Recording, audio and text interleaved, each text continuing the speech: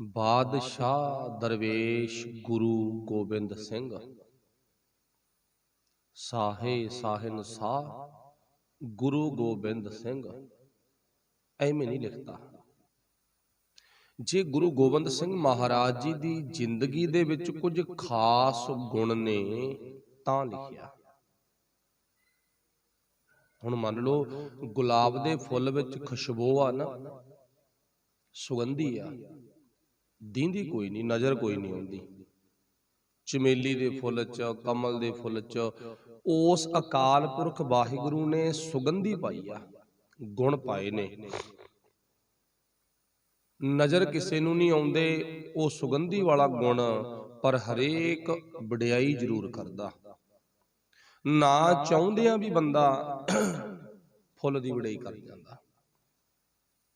ਤੇ ਗੁਰੂ ਕਿਰਪਾ ਕਰੇ, ਦਸ਼ਮੇਸ਼ ਪਿਤਾ ਸਾਡੀ ਦੁਨੀਆ ਦੇ ਵਿੱਚ ਉਹ ਫੁੱਲ ਆ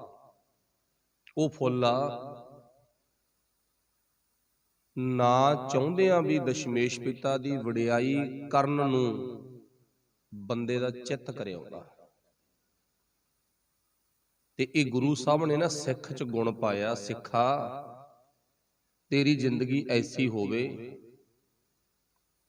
ਤੇਰੀ ਜ਼ਿੰਦਗੀ 'ਚ ਇੰਨੇ ਕੁ ਗੁਣ ਹੋਣ, ਨਾ ਚਾਹੁੰਦਿਆਂ ਵੀ ਨਾ ਲੋਕ ਤੇਰੀ ਵਡਿਆਈ ਕਰਨ।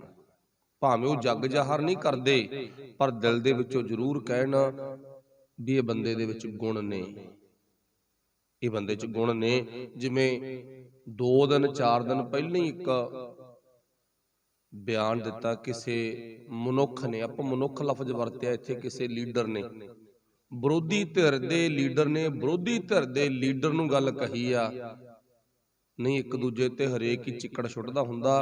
ਉਹ ਕਹਿੰਦਾ ਮੇਰਾ ਚਿੱਤ ਨਹੀਂ ਮੰਨਦਾ ਵੀ ਮੈਂ ਕਹਾਂ ਇਹ ਬੰਦਾ ਇਮਾਨਦਾਰ ਨਹੀਂ ਹੈ। ਕਹਿੰਦਾ ਭਾਵੇਂ ਸਾਡੀ ਬਣਦੀ ਨਹੀਂ, ਪਰ ਬੰਦਾ ਇਮਾਨਦਾਰ ਆ।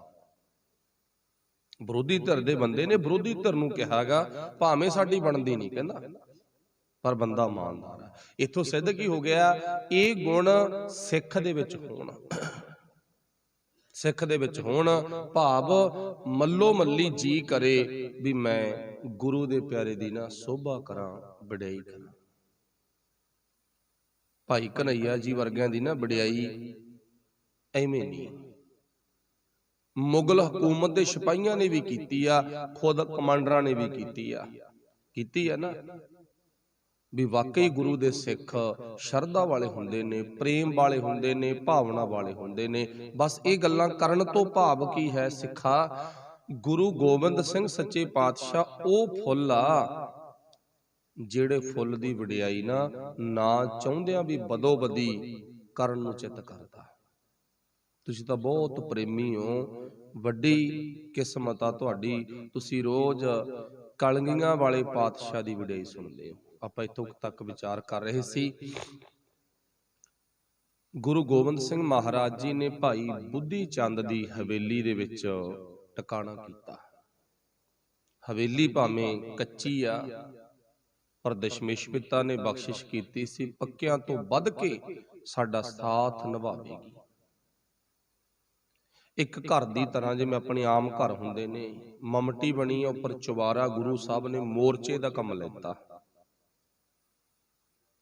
ਤੇ ਹੁਣ ਆਪਾਂ ਨੂੰ ਪਤਾ, ਇੱਥੇ ਗੁਰਦੇਵ ਪਾਤਸ਼ਾਹ ਨੇ ਅਲੱਗ-ਅਲੱਗ ਜਥੇ ਬਣਾਏ। ਜਥਿਆਂ ਦੇ ਰੂਪ ਦੇ ਵਿੱਚ ਗੜੀ ਦੇ ਵਿੱਚੋਂ ਅਲੱਗ-ਅਲੱਗ ਜਥੇ ਨਿਕਲਦੇ ਗਏ, ਜ਼ਾਲਮਾਂ ਦੇ ਨਾਲ ਜੂਝ ਕੇ ਸ਼ਹੀਦੀਆਂ ਪਾਉਂਦੇ ਗਏ। ਪਹਿਲਾ ਜਥਾ ਭਾਈ ਹਿੰਮਤ ਸਿੰਘ ਉਹਨਾਂ ਦੇ ਨਾਲ ਗਿਆ, ਫਿਰ ਦੂਸਰਾ ਜਥਾ ਭਾਈ ਆਲਮ ਸਿੰਘ ਹੋਰੀ, ਕਾਠਾ ਸਿੰਘ, ਭਾਈ ਆਪਾਂ ਨੂੰ ਪਤਾ ਲਾਲ ਸਿੰਘ ਹੋਰੀ, ਕਿੰਨੇ ਗੁਰੂ ਪਿਆਰੇ ਨੇ, ਪ੍ਰਾਣਾ ਤੋਂ ਪਿਆਰੇ ਗੁਰਸਿੱਖ। ਭਾਈ ਮੋਹਕਮ ਸਿੰਘ, 5 ਪਿਆਰਿਆਂ ਦੇ ਵਿੱਚੋਂ ਬਾਬਾ ਅਜੀਤ ਸਿੰਘ, ਉਹ ਵੀ ਜਥੇ ਦੀ ਕਮਾਂਡ ਕਰਦੇ ਆ। ਇਸ ਗੜੀ ਦੇ ਵਿੱਚੋਂ ਨਿਕਲਦੇ ਨੇ। ਉਧਰੋਂ ਜਰਨੈਲ ਵੱਡੇ ਵੱਡੇ ਆਉਂਦੇ ਨੇ ਮੁਕਾਬਲਾ ਕਰਨ, ਅਸਮਾਨ ਖਾਂ ਵਰਗੇ, ਫੌਲਾਦ ਖਾਂ ਵਰਗੇ, ਚੜ ਕੇ ਆਉਂਦੇ ਨੇ। ਪਰ ਪਾਤਸ਼ਾਹ ਉਸ ਤਰਤੀਬ ਦੇ ਨਾਲ ਆਪਣੀ ਗੜੀ ਦੇ ਵਿੱਚੋਂ, ਇਸ ਹਵੇਲੀ ਦੇ ਵਿੱਚੋਂ ਜਥੇ ਬਾਹਰ ਕੱਢਦੇ ਗਏ। ਬਾਬਾ ਅਜੀਤ ਸਿੰਘ ਵੀ ਸ਼ਹੀਦੀਆਂ ਪਾ ਗਏ। ਬਾਬਾ ਜੁਝਾਰ ਸਿੰਘ ਨੇ ਵੀ ਆ ਕੇ ਗੁਰੂ ਪਾਤਸ਼ਾਹ ਨੂੰ ਬੇਨਤੀ ਕੀਤੀ, ਦਾਤਿਆ ਮੇਰੇ ਤੇ ਵੀ ਬਖਸ਼ਿਸ਼ ਕਰੋ। ਗੁਰੂ ਸਾਹਿਬ ਨੇ ਭਾਈ ਜੁਝਾਰ ਸਿੰਘ ਨੂੰ ਵੀ ਆਪਣੇ ਵੱਲੋਂ ਬਖਸ਼ਿਸ਼ ਕੀਤੀ, ਉਸ ਡਾਢੇ ਦਾ ਸ਼ੁਕਰਾਨਾ ਵੀ ਕੀਤਾ। ਤੇ ਜੁਝਾਰ ਸਿੰਘ ਦੀ ਭਾਵੇਂ ਉਮਰ ਛੋਟੀ ਆ, ਕੋਈ ਬਹੁਤੀ ਵੱਡੀ ਉਮਰ ਨਹੀਂ, ਪਰ ਡਟ ਕੇ ਮੁਕਾਬਲਾ ਕੀਤਾ। ਅਖੀਰ ਜੁਝਾਰ ਸਿੰਘ ਵੀ ਸ਼ਹੀਦੀਆਂ ਪਾ ਜਾਂਦੇ ਨੇ, ਪਾਉਣੀਆਂ ਹੀ ਆ, ਪਰ ਐਵੇਂ ਨਹੀਂ ਜੂਝ ਕੇ ਸ਼ਹੀਦੀਆਂ ਪਾਈਆਂ, ਐਵੇਂ ਨਹੀਂ ਜੂਝ ਕੇ। ਇਹ ਗੱਲ ਧਿਆਨ ਵਿੱਚ ਰੱਖਣ ਯੋਗ ਆ। ਤੇ ਆਪਾਂ ਨੂੰ ਪਤਾ, ਜੋ ਆਪਾਂ ਫਿਲਮ ਵੇਖਦੇ ਆ ਨਾ, ਉਹਦੇ ਤੇ ਜੁਝਾਰ ਸਿੰਘ ਤੇ ਹਾਥੀ ਚੜਾਇਆ ਜਾਂਦਾ ਹੈਗਾ ਬੇਹੋਸ਼ ਹਾਲਾਤ ਦੇ ਵਿੱਚ। ਪਰ ਕਿਤੇ ਕਵੀਆਂ ਨੇ ਇਉਂ ਵੀ ਜ਼ਿਕਰ ਕੀਤਾ ਵੀ ਜੁਝਾਰ ਸਿੰਘ ਦੀ ਕਾਲਜੇ ਦੇ ਵਿੱਚ ਨਾ ਐਸਾ ਇੱਕ ਨੇਜਾ ਮਾਰਿਆ, ਭਾਵਨਾ ਸੀ ਇਨ੍ਹਾਂ ਜ਼ਾਲਮਾਂ ਦੀ, ਗੁਰੂ ਦਾ ਪੁੱਤ ਆ ਨਾ, ਤੇ ਇਹਨੂੰ ਆਪਾਂ ਇੰਨਾ ਕੁ ਦੁਖੀ ਕਰਨਾ ਵੀ ਸਾਹਮਣੇ ਬੈਠੇ ਗੁਰੂ ਗੋਬਿੰਦ ਸਿੰਘ ਦੀ ਭੁੱਬ ਨਿਕਲ ਜੇ, ਭਾਵਨਾ ਆ ਗਈ। ਪਰ ਨਹੀਂ, ਇਹ ਦਸ਼ਮੇਸ਼ ਪਿਤਾ ਇੰਨਾ ਕੋਮਲ ਦਿਲ ਨਹੀਂ ਹੈ ਵੀ ਐਵੇਂ ਰੋਕੂਗਾ। ਚਲੋ, ਉਹ ਤੁਸੀਂ ਕੱਲ ਵੀ ਸੁਣਿਆ, ਮੈਂ ਦੁਬਾਰਾ ਇੱਥੇ ਥੋੜੀ ਜਿਹੀ ਗੱਲ ਰਿਪੀਟ ਕਰ ਰਿਹਾ ਹਾਂ। ਪੰਜ ਪਿਆਰੇ 71 ਹੁੰਦੇ ਨੇ, ਗੁਰੂ ਪਿਆਰੇ 71 ਹੁੰਦੇ ਨੇ। ਬੇਨਤੀ ਕੀਤੀ, ਦਾਤਾ ਇਸ ਗੜੀ ਦੇ ਵਿੱਚੋਂ ਚਲੇ ਜਾਵੋ, ਕਿਉਂਕਿ ਕੱਲ ਆਪਾਂ ਸੰਖੇਪ ਵਿਚਾਰ ਕਰਤੀ ਸੀ। ਫਿਰ ਬੇਨਤੀ ਹੈ ਵੀ ਇਸ ਨੂੰ ਥੋੜਾ ਜਿਹਾ ਰੁਕ ਕੇ ਆਪਾਂ ਅੱਗੇ ਚੱਲਣਾਗਾ, ਇੰਨਾ ਜਲਦੀ ਨਾ ਅੱਗੇ ਲੰਘੋ। ਤਾਂ ਕਰਕੇ ਆਪਾਂ ਇਹਨੂੰ ਮੈਂ ਰੁਕ ਕੇ ਇੱਥੇ ਬੇਨਤੀ ਕਰਨ ਲੱਗਿਆਗਾ। ਤੇ ਪਾਤਸ਼ਾਹ ਨੇ ਜਦੋਂ ਬੇਨਤੀ ਸੁਣੀ ਤੇ ਮਨਾ ਕਰਤਾ ਸੀ। ਦਇਆ ਸਿੰਘਾ, ਕਿਹੜੇ ਕਿਹੜੇ ਅਜੀਤ ਸਿੰਘ ਦੀ ਗੱਲ ਕਰਦਾ, ਕਿਹੜੇ ਕਿਹੜੇ ਜੁਝਾਰ ਸਿੰਘ ਦੀ ਗੱਲ ਕਰਦਾ, ਕਿੰਨਾਂ ਦੀਆਂ ਗੱਲਾਂ ਕਰਦਾ ਤੂੰ? ਤੁਸੀਂ ਮੇਰੇ ਸਾਰੇ ਪੁੱਤ ਹੋ ਨਾ। ਦੁਨੀਆ ਦੇ ਵਿੱਚ ਬਾਪ ਬੜੇ ਨੇ, ਪਰ ਸਭ ਆਪੋ ਆਪਣੇ ਪੁੱਤਾਂ ਦੇ ਵਿੱਚ ਫਰਕ ਸਮਝਦੇ ਨੇ। ਪਰ ਇਹ ਗੁਰੂ ਗੋਬਿੰਦ ਸਿੰਘ ਆ ਜਿਹੜਾ ਕਿਸੇ ਦੇ ਵਿੱਚ ਫਰਕ ਨਹੀਂ ਸਮਝਦਾਗਾ। ਫਿਰ ਹੁਕਮ ਕੀਤਾ, ਪਾਤਸ਼ਾਹ ਤੁਸੀਂ ਚਲੇ ਜਾਵੋ। ਪੰਜ ਸਿੰਘਾਂ ਨੇ ਬੇਨਤੀ ਨਹੀਂ, ਫਿਰ ਹੁਕਮ ਕੀਤਾ। ਪਰ ਦਸ਼ਮੇਸ਼ ਪਿਤਾ ਨੇ ਹੁਕਮ ਗੁਰੂ ਪਿਆਰਿਆਂ ਦਾ ਮੰਨਿਆ। ਉੱਥੇ ਇੱਕ ਆਪਣੇ ਵੱਲੋਂ ਵੀ ਬੇਨਤੀ ਕੀਤੀ ਸੀ ਦਾਤੇ ਨੇ। ਪਿੱਛੇ ਕੁਝ ਗਿਣਤੀ ਦੇ ਸਿੰਘ ਸੰਗਤ ਸਿੰਘ ਦੀ ਅਗਵਾਈ ਵਿੱਚ ਬਚਦੇ ਨੇ, ਜਿਨ੍ਹਾਂ ਦਾ ਜ਼ਿਕਰ ਸੱਤਕ ਸਿੰਘਾਂ ਦਾ ਮੰਨਿਆ ਜਾਂਦਾਗਾ। ਤੇ ਇੱਕ ਤਾਂ ਪੁੱਤਰੋ ਜੂਝ ਕੇ ਸ਼ਹੀਦੀਆਂ ਪਾਉਣੀਆਂ, ਦਿਲ ਨਹੀਂ ਸੁੱਟਣੇ।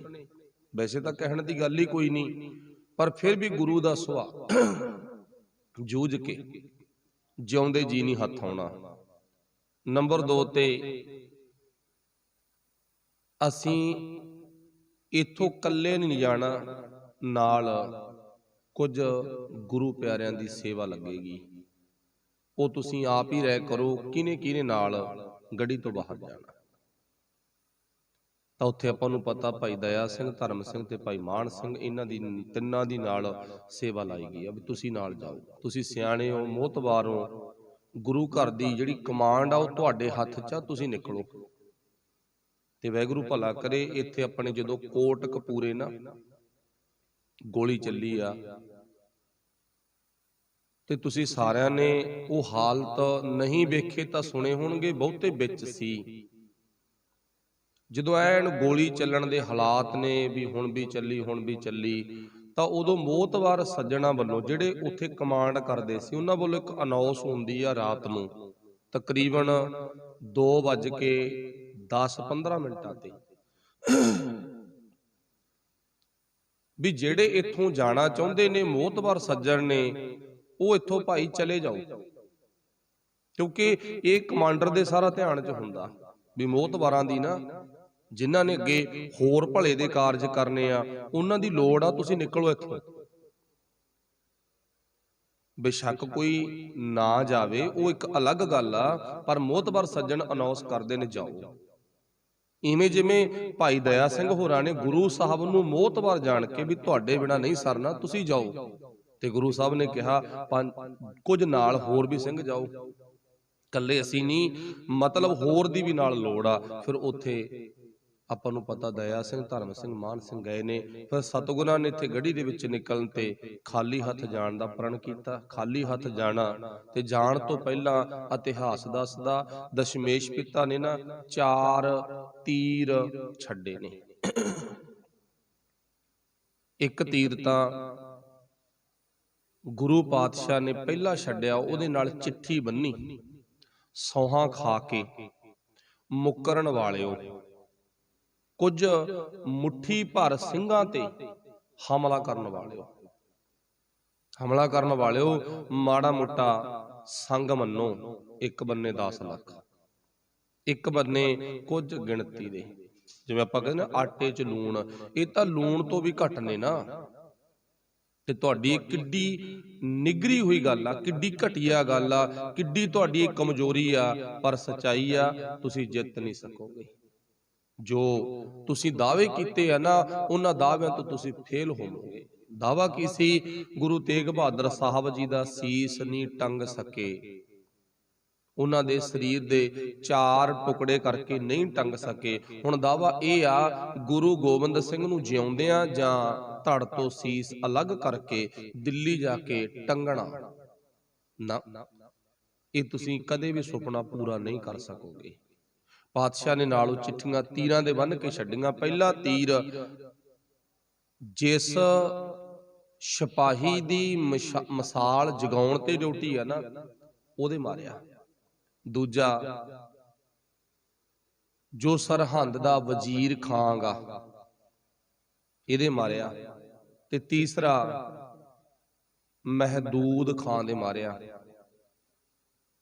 ਤੇ ਚੌਥਾ ਆਪਾਂ ਨੂੰ ਪਤਾ ਜ਼ਬਰਦਸਤ ਖਾਨ ਦੇ ਮਾਰਿਆ। ਇਹ ਫੌਜ ਦੇ ਮੁਖੀਏ ਨੇ, ਇਹਨਾਂ ਨੂੰ ਜਗਾਇਆ ਗੁਰੂ ਸਾਹਿਬ ਨੇ। ਛਾਤੀ 'ਚ ਵੀ ਮਾਰ ਸਕਦੇ ਸੀ, ਕਿਸੇ ਦੇ ਗਿੱਟੇ ਤੇ, ਕਿਸੇ ਦੀ ਪੇਟੀ 'ਚ, ਕਿਸੇ ਦੇ ਗੁੱਟ ਤੇ, ਇਉਂ ਮਾਰਿਆਗਾ। ਗੁਰੂ ਪਾਤਸ਼ਾਹ ਚਾਹੁੰਦੇ ਨਾ, ਇੰਨੇ ਕੁ ਸ਼ਸਤਰਾਂ ਦੇ ਮਾਹਰ ਨੇ। ਇਤਿਹਾਸਕਾਰ ਲਿਖਦੇ ਆ ਵੀ 212 ਗੁਰੂ ਪਾਤਸ਼ਾਹ ਹਥਿਆਰਾਂ ਦੇ ਨਾ ਮਾਹਰ ਨੇਗੇ, ਚਾਹੁੰਦੇ ਮਾਰ ਸਕਦੇ ਸੀ। ਇਹ ਮੇਰਾ ਉਹ ਗੁਰੂ ਆ ਜਿਹੜਾ ਉੱਡਦੇ ਪੰਛੀਆਂ ਦੇ ਨਿਸ਼ਾਨਾ ਲਾ ਸਕਦਾ, ਔਖਾ ਲਾਉਣਾ। ਚਲੋ ਮਾਲਕ ਭਲੀ ਕਰੇ। ਫਿਰ ਪਾਤਸ਼ਾਹ ਨੇ ਅੱਧੀ ਰਾਤ ਨੂੰ ਇੱਥੋਂ ਨਿਕਲਣ ਦਾ ਫੈਸਲਾ ਕੀਤਾ। ਨਿਕਲਣ ਸਮੇਂ ਤਾਂ ਆਪਾਂ ਨੂੰ ਇਹ ਵੀ ਪਤਾ, ਆਪਾਂ ਕੱਲ ਗੱਲ ਛੱਡਤੀ ਸੀ, ਉਹ ਚਲੋ ਸੰਗਤ ਨੇ ਰੋਕਿਆ ਵੀ ਇੰਨਾ ਜਲਦੀ ਨਹੀਂ ਅੱਗੇ ਜਾਣਾ, ਤੁਸੀਂ ਰੋਕ ਕੇ ਜਾਣਾ, ਮਾਫੀ ਚਾਹਾਂਗੇ। ਹੁਣ ਸਤਿਗੁਰੂ ਪਾਤਸ਼ਾਹ ਜਦੋਂ ਗੜੀ ਦੇ ਵਿੱਚੋਂ ਨਿਕਲਦੇ ਨੇ ਤਾਂ ਉਸ ਟਾਈਮ ਤੇ ਗੜੀ ਦੇ ਵਿੱਚੋਂ ਨਿਕਲਣ ਵੇਲੇ ਇਤਿਹਾਸਕਾਰ ਦੱਸਦੇ ਨੇ ਭਾਈ ਅਜੀਤ ਸਿੰਘ ਦੀ ਲਾਸ਼ ਪਈ ਆ। ਅਜੀਤ ਸਿੰਘ ਦੀ ਲਾਸ਼ ਪਈ ਆ ਤੇ ਗੁਰੂ ਸਾਹਿਬ ਨਾ ਟੱਪ ਗਏ। ਪਰ ਕਮਾਲ ਆ, ਪੁੱਤ ਦੀ ਲਾਸ਼ ਹੋਵੇ ਤੇ ਬਾਪ ਉੱਪਰ ਦੀ ਟੱਪੇ। ਜੱਜਮੈਂਟ ਵੀ ਹੋ ਗਈ, ਐਸੀ ਗੱਲ ਨਹੀਂ ਵੀ ਨਹੀਂ ਜੱਜਮੈਂਟ ਹੁੰਦੀ, ਕਿਉਂਕਿ ਬੰਦਿਆਂ ਦਾ ਦਿਮਾਗ ਐਸਾ, ਇਹ ਹਰ ਗੱਲ ਜੱਜਮੈਂਟ ਕਰ ਲੈਂਦਾ। ਹਨੇਰੇ ਦੇ ਵਿੱਚ ਵੀ ਗੱਲ ਜੱਜਮੈਂਟ ਕਰ ਲੈਂਦਾ ਹੈਗਾ, ਆਪਾਂ ਨੂੰ ਸਾਰਿਆਂ ਨੂੰ ਪਤਾ ਹੈਗਾ। ਚਲੋ ਦਇਆ ਸਿੰਘ ਲੰਘਣ ਲੱਗੇ, ਪਛਾਣ ਆ ਗਈ ਵੀ, ਯਾਨੀ ਕਿ ਇਹ ਪਤਾ ਲੱਗਾ ਜੱਜਮੈਂਟ ਹੋਈ ਵੀ ਗੁਰੂ ਦਾ ਸਿੱਖ ਲੱਗਦਾ ਕੋਈ। ਜਾਂਦੀ ਵਾਰ ਦਰਸ਼ਨ ਤਾਂ ਕਰ ਲਗੇ, ਨੇੜੇ ਹੋ ਕੇ ਵੇਖਿਆ, ਕਹਿੰਦੇ ਬਾਬਾ ਅਜੀਤ ਸਿੰਘ ਪਿਆ। ਅਜੀਤ ਸਿੰਘ ਪਿਆਗਾ, ਨੌਜਵਾਨ 18 ਸਾਲਾਂ ਦਾ ਪੁੱਤ, ਮੁੱਛ ਫੁੱਟ ਗੱਭਰੂ। ਜਦੋਂ ਬਾਬਾ ਦਇਆ ਸਿੰਘ ਨੇ ਨੀਵਾਂ ਹੋ ਕੇ ਵੇਖਿਆ ਨਾ, ਦਇਆ ਸਿੰਘ ਤੋਂ ਆਪਣੇ ਆਪ ਨੂੰ ਰੋਕਿਆ ਨਾ ਗਿਆ, ਰੋਕਿਆ ਨਾ ਗਿਆ। ਭਾਵ ਕੀ ਕੀਤਾਗਾ, ਆਪਣਾ ਥੋੜਾ ਜਿਹਾ ਫਰਜ਼ ਅਦਾ ਕਰਨ ਲੱਗਿਆ। ਗੋਬਿੰਦ ਸਿੰਘਾ, ਪਤਾ ਨਹੀਂ ਤੁਹਾਡਾ ਕੈਸਾ ਸੁਭਾਅ, ਤੁਸੀਂ ਬਾਣੀ ਕੇਵਲ ਲਿਖੀ ਨਹੀਂ ਤੇ ਬਾਣੀ ਨੂੰ ਆਪਣੀ ਜ਼ਿੰਦਗੀ 'ਚ ਕਮਾਇਆ ਵੀ ਆ। ਇਹ ਤਾਂ ਦੁਨੀਆ ਜਿਹੜੀ ਬਾਣੀ ਪੜ੍ਹ ਵੀ ਰਹੀ ਆ ਤੇ ਬਾਣੀ ਨੂੰ ਕਮਾਉਂਦਾ ਕੋਈ ਨਹੀਂ, ਤਾਂ ਹੀ ਸਾਡੀ ਜ਼ਿੰਦਗੀ 'ਚ ਕਮਜ਼ੋਰੀ ਆ। ਬਾਣੀ ਦੀ ਕਮਾਈ ਨਹੀਂ, ਬਾਣੀ ਪੜ੍ਹਾਈ ਬਹੁਤ ਆ, ਪੜ੍ਹੀ ਬਹੁਤ ਆ, ਪੜ੍ਹ ਬੜਾ ਰਹੇ ਆ ਅਸੀਂ। ਵਾਹਿਗੁਰੂ ਭਲਾ ਕਰੇ। ਤੇ ਸਤਿਗੁਰੂ ਪਾਤਸ਼ਾਹ ਜੋ ਕਹਿੰਦੇ ਨੇ ਉਹ ਕਰਕੇ ਵਿਖਾਇਆ। ਜੇ ਲਿਖਿਆ ਨਾ ਜੋ ਨਰ ਦੁੱਖ ਮੈਂ ਦੁੱਖ ਨਹੀਂ ਮਾਨੈ, ਜੇ ਗੱਲ ਕਹੀ ਹੈ ਤਾਂ ਦਾਤਿਆ ਤੇਰੇ ਬਾਪ ਦੀ ਕਹੀ ਹੋਈ ਗੱਲ ਆ। ਅਮਲੀ ਜਾਮਾ ਤੂੰ ਦਿੱਤਾ, ਤੂੰ ਦੁੱਖ ਮੰਨੇ ਹੀ ਨਹੀਂ। ਪਰ ਮੰਨੇ ਵੀ ਕਿਉਂ? ਕਿਉਂਕਿ ਰੱਬ ਨਾਲ ਵਚਨ ਹੋਇਆ ਨਾ। ਇੱਕ ਤਾਂ ਬੰਦੇ ਨਾਲ ਵਚਨ ਹੁੰਦੇ ਨੇ, ਜਿਹੜੇ ਅਣਖੀ ਬੰਦੇ ਆ ਨਾ, ਉਹ ਬੰਦੇ ਨਾਲ ਬੰਦਾ ਵਚਨ ਕਰਕੇ ਵੀ ਵਚਨਾਂ ਤੋਂ ਖਿਸਕਦਾ ਨਹੀਂ।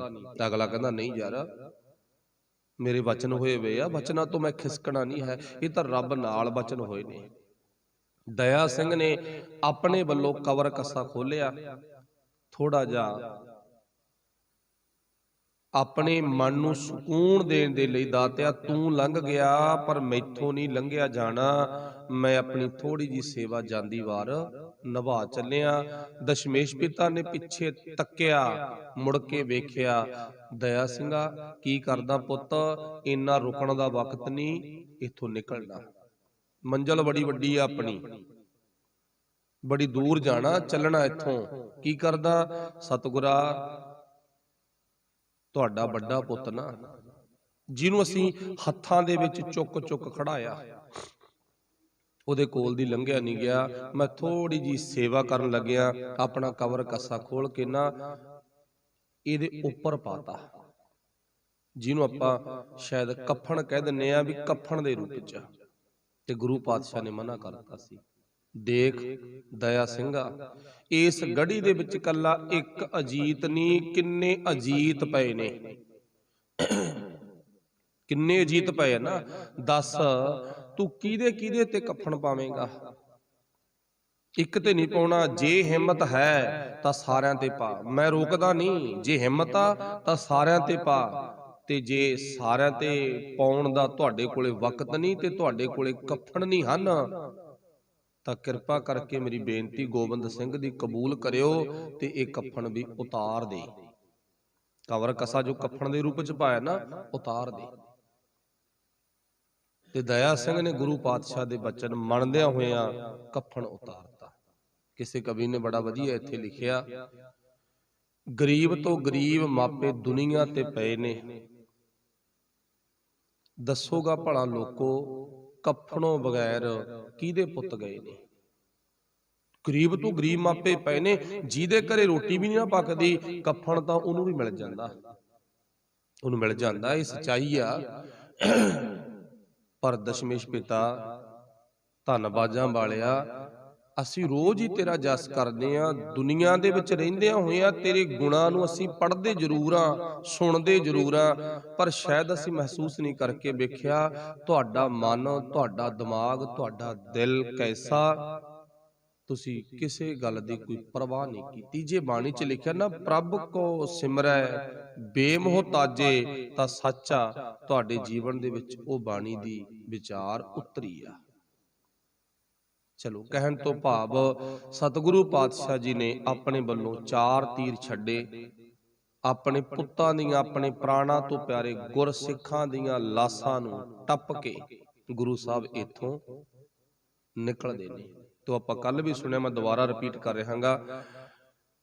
ਸੰਗਤ ਸਿੰਘ ਨੂੰ ਪਾਤਸ਼ਾਹ ਨੇ ਆਪਣਾ ਜੋੜਾ, ਤੋੜਾ, ਕਲੰਗੀ, ਦਸਤਾਰ ਸਭ ਕੁਝ ਸੌਂਪਦਾ ਸੀ। ਇੱਥੇ ਪਾਤਸ਼ਾਹ ਨੇ ਆਪਣੇ ਪੈਰਾਂ ਦੇ ਵਿੱਚੋਂ ਜੁੱਤਾ ਉਤਾਰਤਾ ਸੀ। ਥੋੜਾ ਜਿਹਾ ਧਿਆਨ ਦੇਣਾ, ਜੁੱਤੀ ਉਤਾਰਨ ਦਾ ਮਤਲਬ ਕੀ ਆ, ਕਾਰਨ ਕੀ ਆ। ਨੰਬਰ 1, ਆਪਾਂ ਨੂੰ ਪਤਾ ਵੀ ਸਿਆਲ ਦੇ ਦਿਨ ਨੇ, ਸਫ਼ਰ ਬੜਾ ਤੈਅ ਕੀਤਾ ਮੇਰੇ ਬਾਜਾਂ ਵਾਲੇ ਨੇ। ਵੈਸੇ ਸਾਰਿਆਂ ਨੇ ਤੈਅ ਕੀਤਾਗਾ, ਸਾਰਿਆਂ ਨੂੰ ਤਕਲੀਫ ਆ ਨਾ, ਪਰ ਮੇਰਾ ਗੁਰੂ ਮੁਖੀ ਆ ਤਾਂ ਉਹਦਾ ਜ਼ਿਕਰ ਹੋ ਰਿਹਾ ਹੈਗਾ। ਹੁਣ ਸਤਿਗੁਰੂ ਪਾਤਸ਼ਾਹ ਜੀ ਦੇ ਪੈਰ ਸੁੱਜ ਚੁੱਕੇ ਨੇ। ਠੰਡ ਦੇ ਵਿੱਚ ਤਕਰੀਬਨ ਆਪਾਂ ਨੂੰ ਪਤਾ, ਬੰਦਾ ਕੋਈ ਵੀ ਏਦਾਂ ਸਫ਼ਰ ਕਰਦਾ ਤੁਰ ਕੇ, ਤਾਂ ਘੋੜਿਆਂ ਦੀਆਂ ਕਾਠੀਆਂ ਤੇ ਬੈਠਣਾ ਵੀ ਬਹੁਤ ਮੁਸ਼ਕਲ ਆ। ਘੋੜੇ ਦਾ ਸਫ਼ਰ ਕਰਨਾ ਬਹੁਤ ਔਖਾ, ਤੇ ਸਤਿਗੁਰਾਂ ਦੇ ਪੈਰ ਵੀ ਸੁੱਜ ਚੁੱਕੇ ਨੇ। ਸੁੱਜ ਜਿਹੜੇ ਕਿ ਜੁੱਤੀ ਪਾਉਣ ਦਾ ਮਤਲਬ ਕਿ ਕੋਈ ਕਿਸੇ ਤਰ੍ਹਾਂ ਦਾ ਹੀਲਾ ਨਹੀਂ ਹੈ ਵੀ ਹੋ ਸਕਦਾ। ਨੰਬਰ 2 ਤੇ ਗੁਰੂ ਪਾਤਸ਼ਾਹ ਦੇ ਮਨ ਦਾ ਇੱਕ ਖਿਆਲ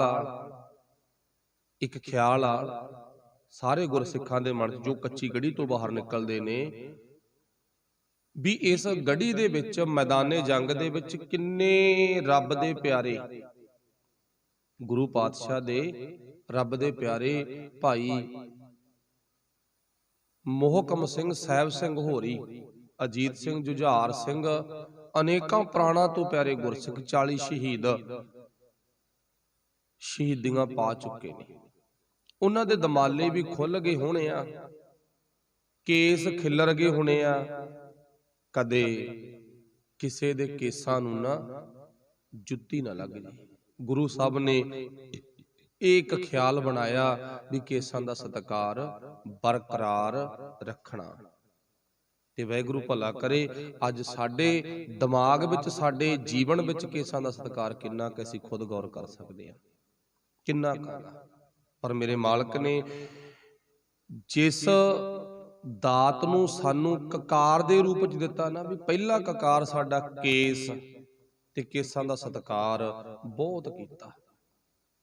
ਚਲੋ ਸਤਿਗੁਰੂ ਪਾਤਸ਼ਾਹ ਨੇ ਜੁੱਤਾ ਉਤਾਰਿਆ ਵਿਆ ਤੇ ਇੱਥੋਂ ਪਾਤਸ਼ਾਹ ਜੀ ਨਿਕਲਦੇ ਨੇ, ਤੇ ਨਿਕਲਦਿਆਂ ਗੁਰੂ ਸਾਹਿਬ ਨੇ 4 ਤੀਰ ਛੱਡੇ ਨੇ ਤੇ ਆਪਣੇ ਵੱਲੋਂ ਖਾਲੀ ਹੱਥ ਕਰਕੇ ਤਾੜੀ ਵੀ ਪਾਈ ਆ। ਪੀਰੇ ਹਿੰਦ ਜਾ ਰਿਹਾ ਹੈ, ਸਿੱਖਾਂ ਦਾ ਗੁਰੂ ਜਾ ਰਿਹਾ, ਕਿਸੇ ਵਿੱਚ ਹਿੰਮਤ ਹੈ ਤਾਂ ਰੋਕ ਲਵੋ। ਤੀਰ ਛੱਡੇ ਨੇ, ਆਵਾਜ਼ ਦਿੱਤੀ ਆ, ਜਕਾਰਾ ਗਜਾਇਆਗਾ, ਤੇ ਅੱਬੜ ਵਾਰਿਆਂ ਵਾਂਗੂ ਇਹ ਸਾਰੇ ਉੱਠੇ ਮੁਗਲ ਸਿਪਾਹੀ। ਇੱਕੇ ਦਮ ਆਪਸ ਵਿੱਚ ਹੀ ਵੱਢਾ ਕੱਟੀ ਸ਼ੁਰੂ ਕਰ ਦਿੱਤੀ। ਤੇ ਗੁਰੂ ਸਾਹਿਬ ਇੱਥੋਂ ਜੋ ਪਲਾਨ ਬਣਾਇਆ ਸੀ, ਤਾਰਿਆਂ ਦੇ ਹਿਸਾਬ ਨਾਲ ਆਪਾਂ ਅਲੱਗ-ਅਲੱਗ ਚਾਰੇ ਦਿਸ਼ਾਵਾਂ ਵੱਲ ਨਿਕਲਣਾਗਾ, ਤੇ ਅੱਗੇ ਜਾ ਕੇ ਆਪਾਂ ਤਾਰਿਆਂ ਦੇ ਹਿਸਾਬ ਨਾਲ ਹੀ ਇਕੱਠੇ ਹੋਣਾਗਾ, ਇਕੱਠੇ ਹੋਣਾ ਅੱਗੇ ਜਾ ਕੇ। ਤੇ ਸਤਿਗੁਰੂ ਪਾਤਸ਼ਾਹ ਜੀ ਅੱਗੇ ਇਸ ਗੜੀ ਚੋਂ ਨਿਕਲਦੇ ਆ, ਭਵਾਤ ਪਿੰਡਾ, ਤੇ ਜਿਹਨੂੰ ਆਪਾਂ ਆਪਣੇ ਵੱਲੋਂ ਸੌਖੇ ਜਿਹੇ ਢੰਗ ਨਾਲ ਕਹਿ ਦਿੰਦੇ ਆ, ਗੁਰੂ ਪਾਤਸ਼ਾਹ ਮਾਛੀਵਾੜੇ ਦੇ ਜੰਗਲ ਵਿੱਚ ਜਾ ਕੇ ਆਪਣਾ ਟਿਕਾਣਾ ਕਰਦੇ ਨੇ। ਤੇ ਗੁਰੂ ਪਾਤਸ਼ਾਹ ਜੀ ਉਸ ਨਗਰ ਦੇ ਵਿੱਚ ਚਲੇ ਜਾਂਦੇ ਨੇ, ਗੁਲਾਬੇ ਦੇ ਬਾਗ ਵਿੱਚ। ਗੁਲਾਬੇ ਦੇ ਬਾਗ ਵਿੱਚ ਧੰਨ ਗੁਰੂ ਗੋਬਿੰਦ ਸਿੰਘ ਸੱਚੇ ਪਾਤਸ਼ਾਹ ਜੀ ਜਦੋਂ ਪਹੁੰਚੇ ਆ ਨਾ,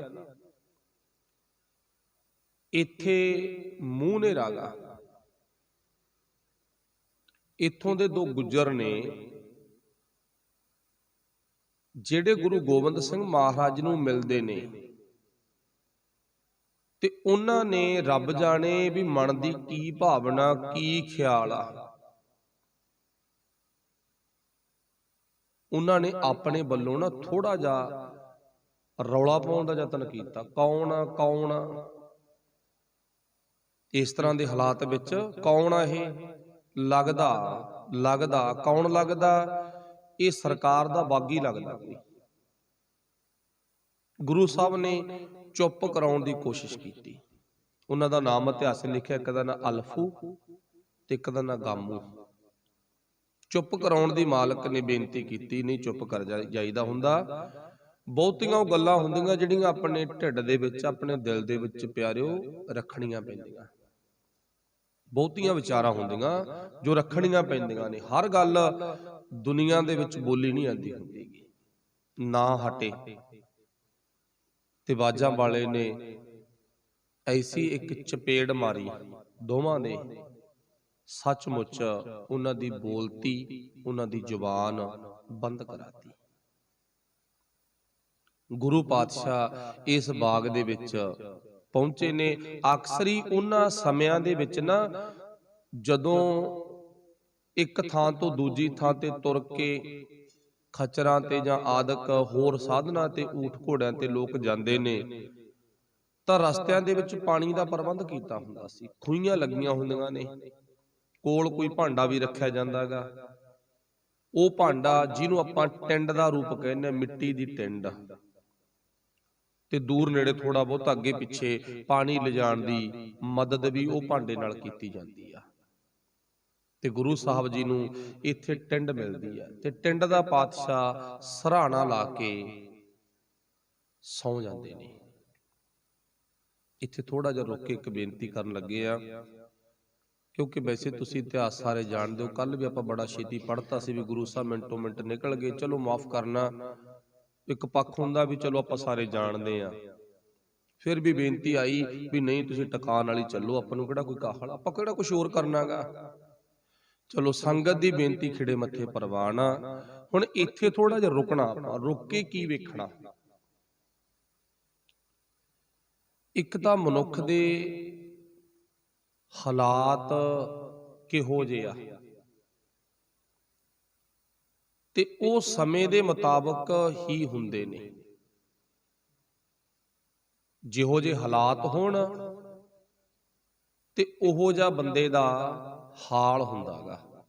ਮੰਨ ਲਵੋ ਘਰ ਦੇ ਵਿੱਚ ਕੋਈ ਸੋਗ ਆ, ਮੌਤ ਹੋ ਗਈ, ਦੂਰ ਨੇੜੇ ਮਿਲਣ ਵਾਲਿਆਂ ਨੂੰ ਆਟੋਮੈਟਿਕ ਹੀ ਪਤਾ ਲੱਗ ਜਾਂਦਾ ਵੀ ਇਹ ਬੰਦਾ ਦੁਖੀ ਆ।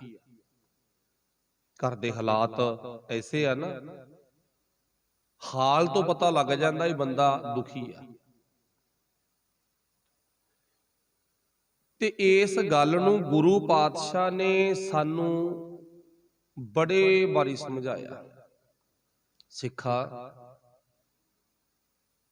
ਤੂੰ ਉਹ ਗੁਰੂ ਦਾ ਪੁੱਤ ਆ। ਕਿਹੜੇ ਗੁਰੂ ਦਾ? ਜਿਹੜੇ ਗੁਰੂ ਦੇ ਜਿਹੋ ਜਿਹੇ ਹਾਲਾਤ ਨੇ, ਉਹਦਾ ਮੂੰਹ, ਉਹਦਾ ਚਿਹਰਾ ਨਾ ਹਾਲਾਤਾਂ ਮੁਤਾਬਕ ਨਹੀਂ ਢਲਿਆ। ਉਹਦਾ ਚਿਹਰਾ, ਉਹਦਾ ਮੁਖੜਾ ਤਾਂ ਹਾਲਾਤਾਂ ਤੋਂ ਅਲੱਗ ਆ। ਇਹ ਗੁਰੂ ਸਾਹਿਬ ਜੀ ਧੰਨ ਗੁਰੂ ਗੋਬਿੰਦ ਸਿੰਘ ਮਹਾਰਾਜ ਦੇ ਨਾਲ ਗੱਲ ਜੁੜਦੀ ਹੈ ਜਾ ਕੇ ਵੀ ਸੱਚਾਈ ਆ। ਹੁਣ ਹਾਲਾਤ ਕਿਹੋ ਜਿਹੇ ਨੇ ਇਹ ਆਪਾਂ ਨਿਗਾਹ ਮਾਰਨੀ ਆ, ਫਿਰ ਆਪਾਂ ਹਾਲ ਵੇਖਾਂਗੇ। ਪਹਿਲਾਂ ਹਾਲਾਤ, ਫਿਰ ਹਾਲ। ਹਾਲਾਤ ਕਿਹੋ ਜਿਹੇ ਆ? ਛੋਟੀ ਉਮਰ ਦੇ ਵਿੱਚ ਬਾਪ ਦਾ ਸੀਸ ਝੋਲੀ ਵਿੱਚ ਪਿਆ, ਬਹੁਤਾ ਲੰਮਾ ਟਾਈਮ ਨਹੀਂ ਹੋਇਆ, ਕੋਈ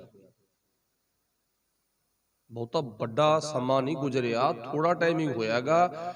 ਥੋੜੇ ਟਾਈਮ ਪਹਿਲਾਂ ਹੀ ਧੰਨ ਗੁਰੂ ਤੇਗ ਬਹਾਦਰ ਸਾਹਿਬ ਸੱਚੇ ਪਾਤਸ਼ਾਹ ਜੀ ਦੀ ਸ਼ਹਾਦਤ ਹੁੰਦੀ ਆ ਤੇ ਮੇਰੇ ਮਾਲਕ ਦੀ ਝੋਲੀ ਵਿੱਚ ਸੀਸ ਪੈਂਦਾ, ਜਾਨੀ ਕਿ ਪਿਓ ਦੇ ਜਾਣ ਦਾ ਬਹੁਤ ਵੱਡਾ ਸਦਮਾ,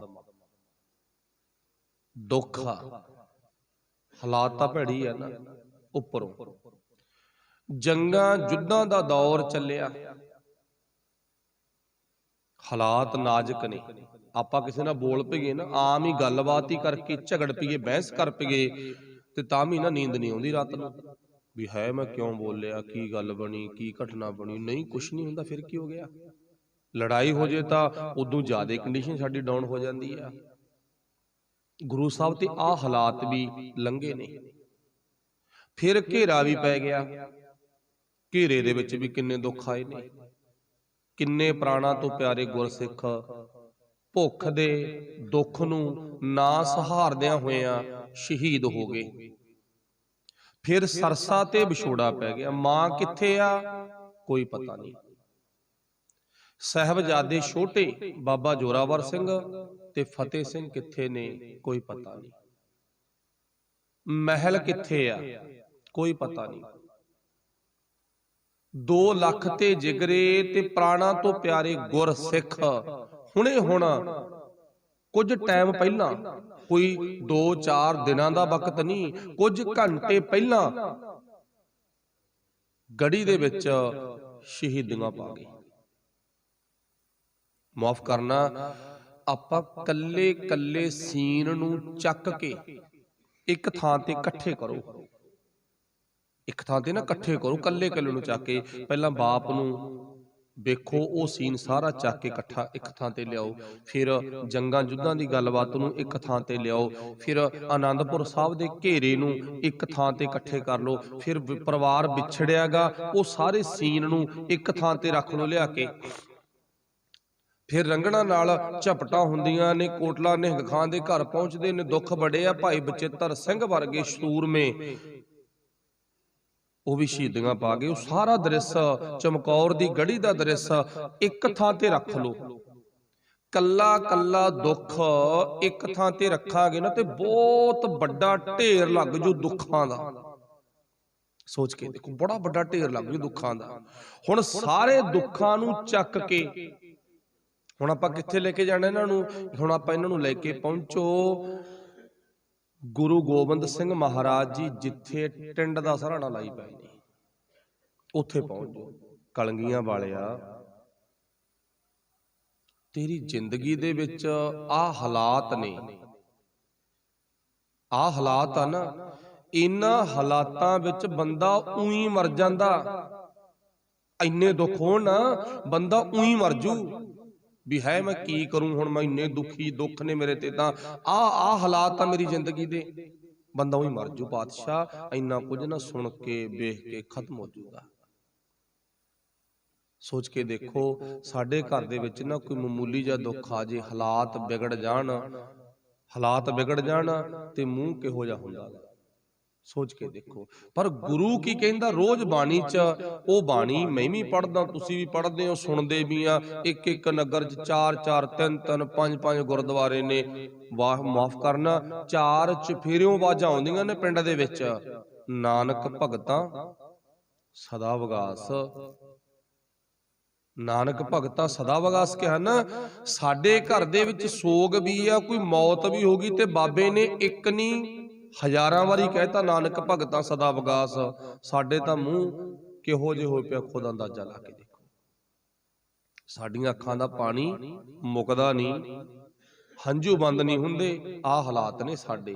ਜਾਨੀ ਕਿ ਮੇਰੇ ਕਹਿਣ ਤੋਂ ਭਾਵ, ਜਿਹੋ ਜਿਹੇ ਹਾਲਾਤ ਉਹੋ ਜਿਹਾ ਬੰਦੇ ਦਾ ਹਾਲ ਹੁੰਦਾਗਾ। ਜੇ ਘਰ ਦੇ ਵਿੱਚ ਵਿਆਹ ਗਾ ਤਾਂ ਬੰਦੇ ਦੇ ਚਿਹਰੇ ਤੇ ਕੁਦਰਤੀ ਆ ਮੁਸਕਾਹਟ ਹੋਵੇਗੀ। ਘਰ ਦੇ ਵਿੱਚ ਕੋਈ ਜੰਮਿਆ, ਬੰਦੇ ਦਾ ਚਿਹਰਾ ਖੁਸ਼ ਨਸੀਬ ਹੋਵੇਗਾ।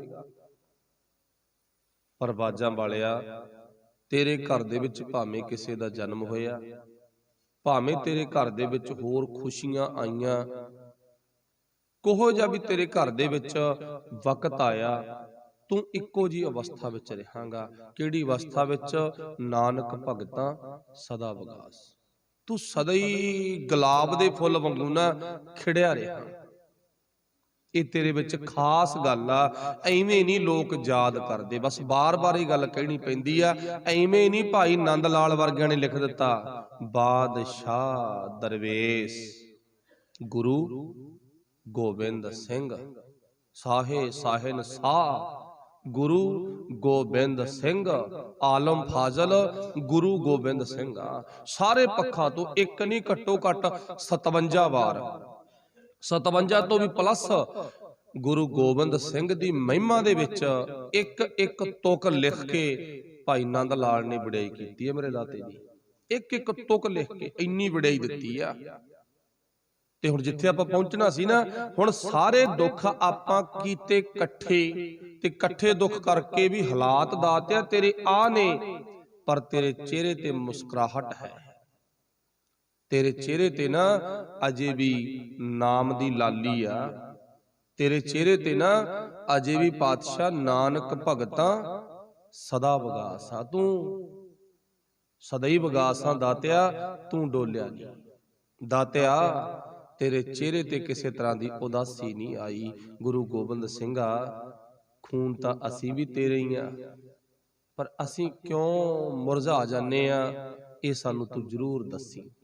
ਸਾਡੇ ਮੁਰਝਾਉਣ ਦਾ ਕਾਰਨ ਕੀ ਆ? ਚਲੋ ਨਾਲ ਦੀ ਨਾਲ ਆਪਾਂ ਪੁੱਛ ਵੀ ਲਓ ਦਾਤੇ ਨੂੰ। ਸਾਡੇ ਮੁਰਝਾਉਣ ਦਾ ਕਾਰਨ ਇਹ ਆ ਵੀ ਅਸੀਂ ਗੁਰੂ ਗੋਬਿੰਦ ਸਿੰਘ ਵਾਂਗੂ ਨਾ ਬਾਣੀ ਦੀ ਵਿਚਾਰ ਨੂੰ ਆਪਣੀ ਜ਼ਿੰਦਗੀ 'ਚ ਨਹੀਂ ਲੈ ਕੇ ਆਏ। ਬਾਣੀ ਪੜ੍ਹੀ ਬਹੁਤ ਆ, ਪਰ ਪੜ੍ਹ ਕੇ ਵਿਚਾਰਨ ਦੀ ਕੋਸ਼ਿਸ਼ ਨਹੀਂ ਕੀਤੀ। ਸ਼ਾਇਦ ਬਾਣੀ ਦੀ ਵਿਚਾਰ ਸਾਡੀ ਜ਼ਿੰਦਗੀ 'ਚ ਆ ਜਾਵੇ, ਇਤਿਹਾਸ ਦੀ ਵਿਚਾਰ ਸਾਡੀ ਜ਼ਿੰਦਗੀ 'ਚ ਆ ਜਾਵੇ, ਤਾਂ ਅਸੀਂ ਵੀ ਕਦੇ ਉਦਾਸ ਨਹੀਂ ਹੋਵਾਂਗੇ।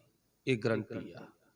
ਅੱਜ ਵੀ ਬੜੇ ਸੱਜਣ ਨੇ ਜਿਨ੍ਹਾਂ ਦੇ ਘਰਾਂ 'ਚ ਬੜੀਆਂ ਤਕਲੀਫਾਂ ਆਉਂਦੀਆਂ ਨੇ, ਪਰ ਗੁਰੂ ਤੇ ਨਿਸ਼ਚਾ ਭਰੋਸਾ ਰੱਖਣ ਵਾਲੇ ਅੱਜ ਵੀ ਨਹੀਂ ਡੋਲਦੇ ਨਹੀਂ। ਉਹ ਵਾਹਿਗੁਰੂ ਭਲਾ ਕਰੇ। ਹੁਣ ਗੁਰੂ ਗੋਬਿੰਦ ਸਿੰਘ ਮਹਾਰਾਜ ਦੇ ਹਾਲਾਤ ਕੈਸੇ ਨੇ, ਪਰ ਹਾਲ ਕੀ ਆ?